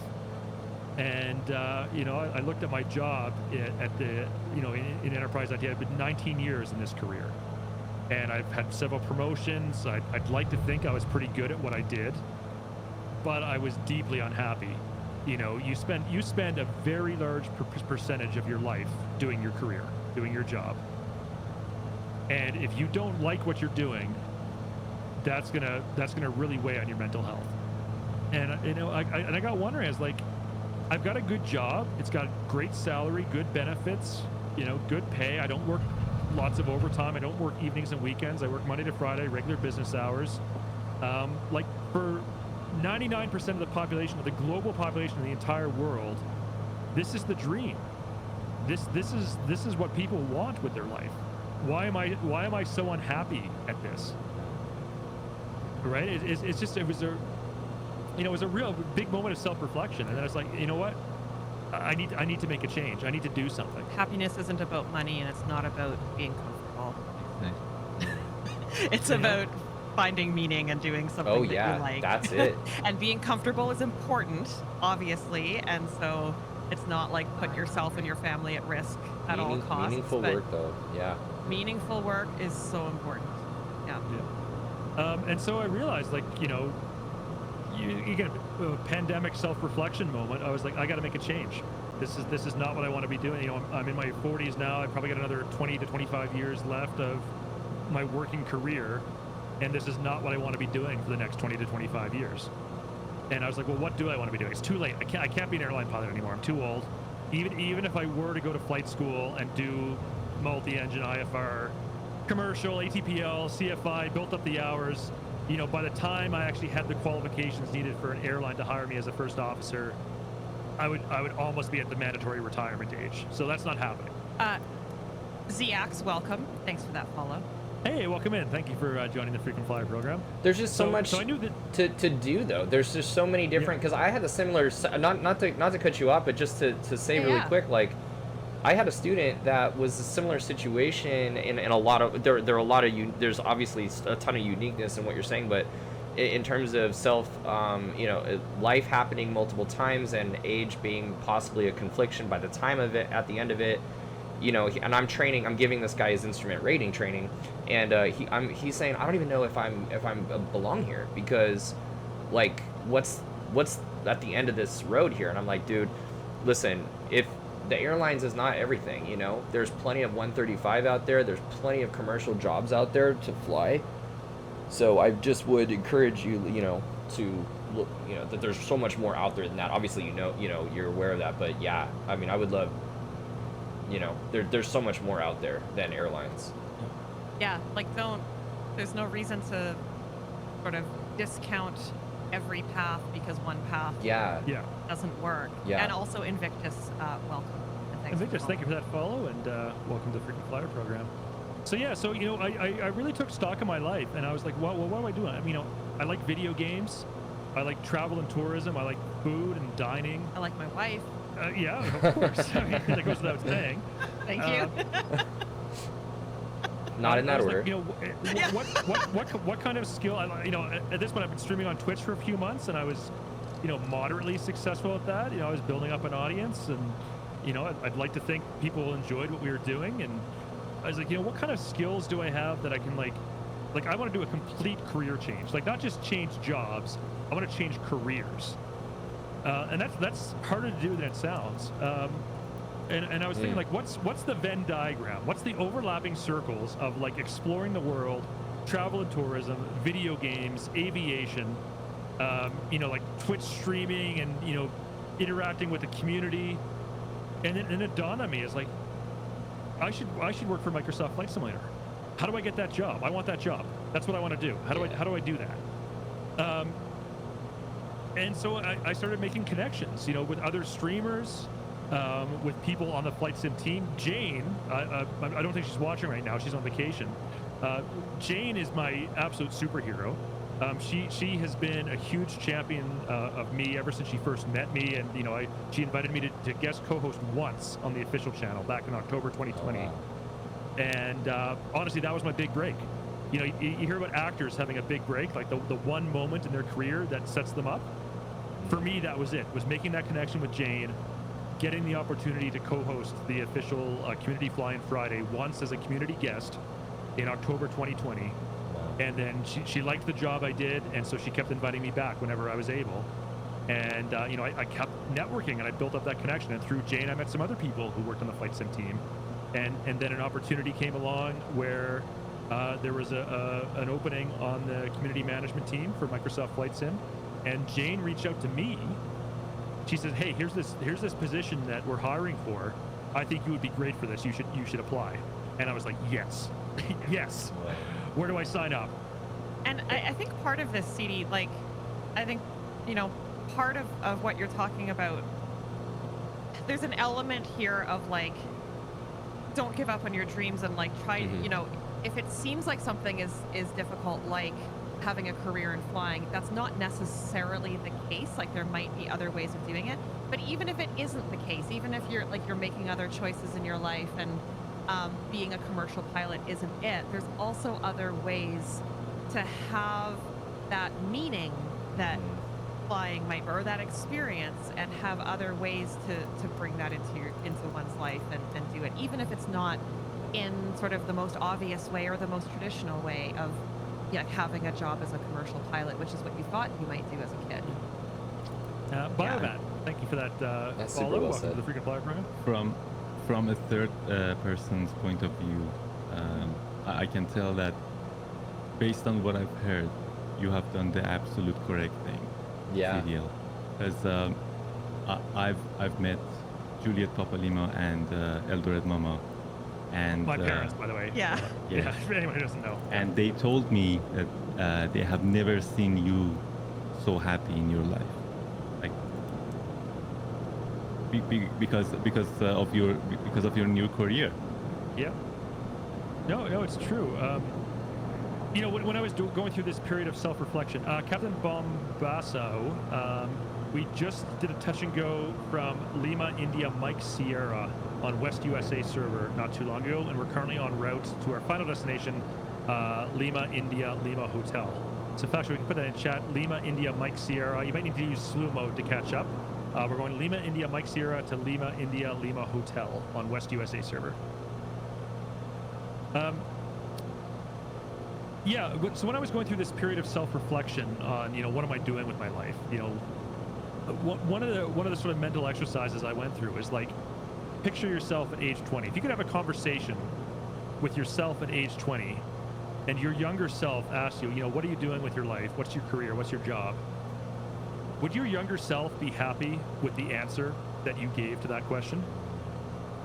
And for me, the answer to that was absolutely not. My younger self would be disgusted by what I had become, career-wise. In many other respects, my younger self would be very pleased with where I ended up. Well, thanks. Yeah, no, certainly. My Disgusted. 20-year-old age CD would be thrilled It's to been learn. fun. 20-year-old CD would be thrilled to learn that 4 years in his future he's going to meet factual golf. Yay! But 20-year-old CD would be absolutely aghast at what 40-year-old CD was doing for his job and his career and how he was making a living. Yeah, or maybe like not doing, huh?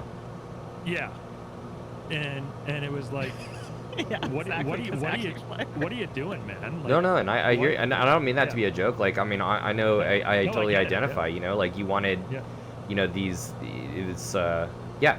I mean, you wanted something different growing up, and yeah, like where did the disconnect go? I see, yeah.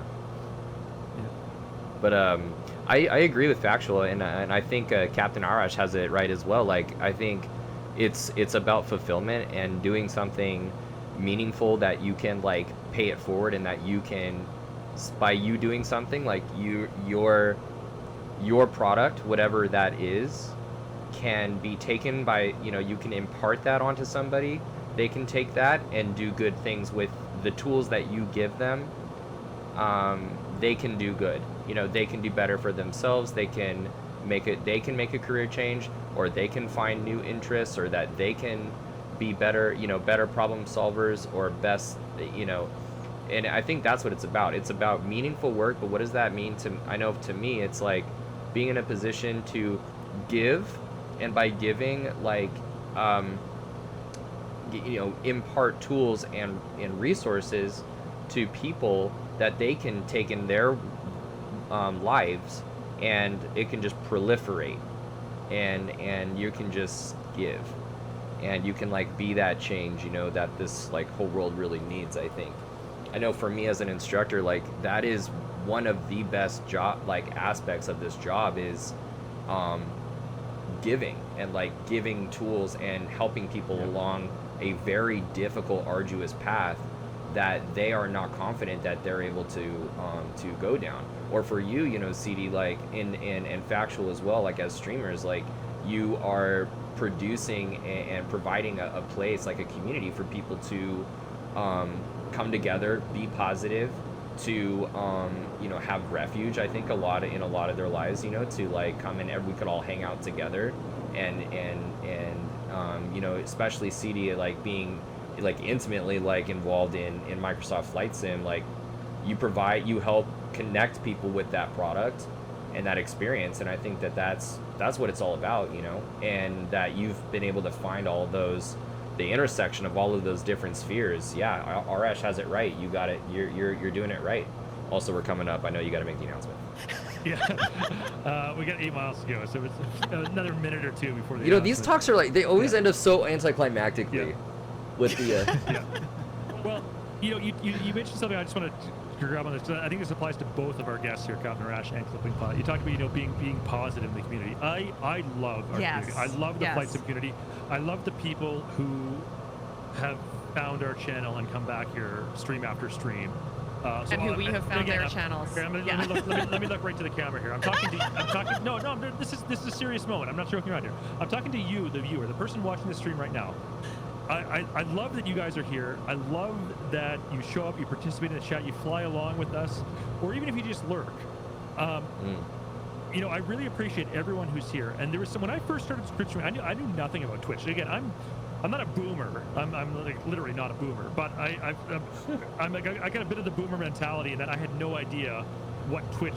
I mean, I knew what Twitch was, but I didn't know anything about streaming. I didn't watch other streamers.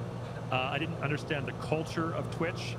Troy, thank you for that follow. Welcome in. Thanks, Troy. So I was learning as I was going, and I was watching a lot of YouTube videos on how to be a successful Twitch streamer. I was reading a lot of articles, and there was a tweet I saw, and this one has stuck with me ever since. And for Captain Arash and for Clipping Pilot, what I love about both of your streams, whenever I watch them, is this one applies to both of you as well. And this tweet said, "I love how the communities that build up around Twitch streamers are a reflection of the streamer themselves. If they are a positive person, their chat is going to be a love fest. And if they're a negative person, their chat is going to be a toxic cesspool of negativity." And that stuck with me. And that's something that, as a streamer, I've been extremely conscious about ever since the beginning. And again, for both of you, both Captain Arash and Clipping Pod, you guys are exactly the type of people that I look for in fellow Twitch streamers. Absolutely. Yeah. So you're the positivity, and I'm the toxic cesspool. Basically, it's all about balance. And yeah, you need one in the other. No, I really. Now it's time for the announcement from the captain, though. Yeah. No, I Alright. really appreciate the kind words, and it's I couldn't agree more about like the positivity and the beautiful, you know, the nature like of the community like on Twitch. Like it's in the Microsoft Flight Sim like specifically, because obviously there are like, you know, toxic like not cool like pockets, but I mean I think it actually probably goes regardless of the type of content that you're doing. It's like a reflection, absolutely is a reflection of the streamer, and I think that's one of the things that I love about your guys' channel as well, is like we're able to like lead by example. I think that's really important. We can lead and like be that example for other people to also like, you know, emulate. And I think that itself is something beautiful and contributory, you know, and meaningful. We're talking about a meaningful purpose. It's a great place to have that type of meaningful, you know, engagement and you know, community type thing. It's a beautiful thing for sure. All right, I got to do a really quick announcement from the captain here as I'm turning base, so stand by one moment. And ladies and gentlemen, once again, this is the captain speaking from the flight deck. This will be the final announcement on tonight's flight. We've currently started our descent into Rivezzano and expect to have you on the ground in just about 30 seconds. As I overshoot the turn onto final, that is bad. We know you have many choices in Twitch streams, and we thank you for choosing ours. If Rivezzano is your home, then welcome home. Otherwise, we wish you a very pleasant stay in the Rivenzano area, or wherever your final destination may be. On behalf of our guests, Captain Arash and Clipwing Pilot, and our cabin crew, Factual Gull, we thank you for choosing Saturday Night Silver for flighting, and hope to see you again on another flight very soon. Thank you, and good night. As I I'm also- really doing a bad approach here. Go ahead, Arash. I also want to say thank you for the kind words as well, and I absolutely agree. And I love the flight sim community, unlike many other online communities that can potentially be toxic. Oh no! Yeah. Oh no! Oh no! Did you not have gear? F's in chat. No. Well, Oh this is why my we can't have a career in commercial aviation, CD. Yo. Sorry, yeah, I went there. First of all, way to upstage a guy. Arash is trying to like be all cool. I know. Yeah. I know. Having like Well, I touched a down. sincere moment. I touched down, and I was like, "Boy, I'm really rocking. I'm bouncing a lot. I thought that was a pretty smooth landing. What's going on?" And then I realized. Okay, This so- is why you don't have a really meaningful discussion about career life choices followed up by a last minute announcement from the flight deck. Clipwing Pilot, you know this one: aviate, navigate, communicate. Yeah, dude. I was communicating before aviating. You had to in the reverse communicate order. solid, except yeah. Yeah. Okay, I'm gonna transition us into a lovely Rivenzano countryside view here, so there are no distractions, and we can say our final comments. Captain Rash, please Oh go my ahead. god, that's like literally the Well, I best. forgot what I was saying. But no, I just want as I said, absolutely, I love the flight sim community. It's the most positive online experience I've ever had in my whole experience. Like, anything that comes to internet, like anything, absolutely. And I'm so grateful for being a small member of this lovely community. So thank you. You know what?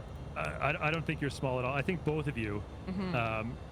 I think you guys are absolute stars, and I'm not just saying that. I generally do mean this. I think both of you are absolute stars on Twitch. I think once more people discover your channel, and it's only a matter of time. Clipwing Pilot's got the star already. You guys are absolutely not going to be small time streamers. You guys are going to be superstars within. We are a niche genre. Flight Yeah. simulation is definitely a niche genre. We are never going to get 10,000 viewers like the big Fortnite or League of Legends or whatever other popular game du jour streamers get. But within this flight sim category, I think both of you guys are absolute superstars. And once you put in the hours and more people will have find and discover your streams. Your viewer numbers are going to go through the roof. I generally do mean that. And for me, it's been an absolute true pleasure and a privilege to have both of you joining us tonight as guest co-hosts. I would say Factual, I don't know if you would agree with this or not. Yeah. Of all the streams we've done over the 15 months since we started doing this is like a top 5 stream for me, maybe even Yeah. top 3. Wow. Yeah, this no was a great question. one. Yeah. Thank you so much, CD, Wow, for all the thank kind you. words, and thank you both of you, Factual Girl and CD, for having us. I mean, I should say from my side, but the pleasure is all mine. Thank you. Absolutely. For Thank having you me. guys again for this opportunity so much, and I look forward to hopefully doing it again. I think this is a beautiful thing. So thank you guys, and thank you Well, for and what you not- guys do for the streaming community. You guys are awesome. Well, and Clipwing Pilot is not hopefully, because we have you down for next week too. You're staying Yes, on the it plane. just dawned on me when I said that. I was like, I will be seeing you again. But yeah, So next week we're going to continue from this same airport, and we have, of course, Clipwing Pilot and Joey Bolo is going to be joining us. Let's Joey, if you're do still in chat, Yeah. welcome. Looking forward to having you as a guest on the stream next week. I don't think we've had Joey as a guest before. I so don't that'll think we be fun. have. No, and Yeah, then the week after that, we have Arctic Turn and Angry One Horn to round out our tour of Europe. You know what, guys? Joey Bolo is streaming right now Oh, to 1 viewer. let's go raid Joey. We're gonna raid Joey. Okay. Nice. I love it. We Again- were able to meet Joey when we went to Flight Sim Expo We in were, San Diego, yeah. and he is a great guy IRL as well as Yeah. a really great streamer. So. Yeah. All right, so guys, to all our viewers, new followers, new subscribers, resubscribers, anyone who donated bits, people who flew along with us, people who participated in the chat, the lurkers, we know you're out there. We appreciate you too. Thanks everyone for being here tonight. Especially thank you to our two guests, Captain Arash and Clipwing Pilots. Anyone in chat, if you're not already following them, if you're not already watching their streams, I literally cannot recommend them Go do it highly now. enough. Give them a follow. Do it.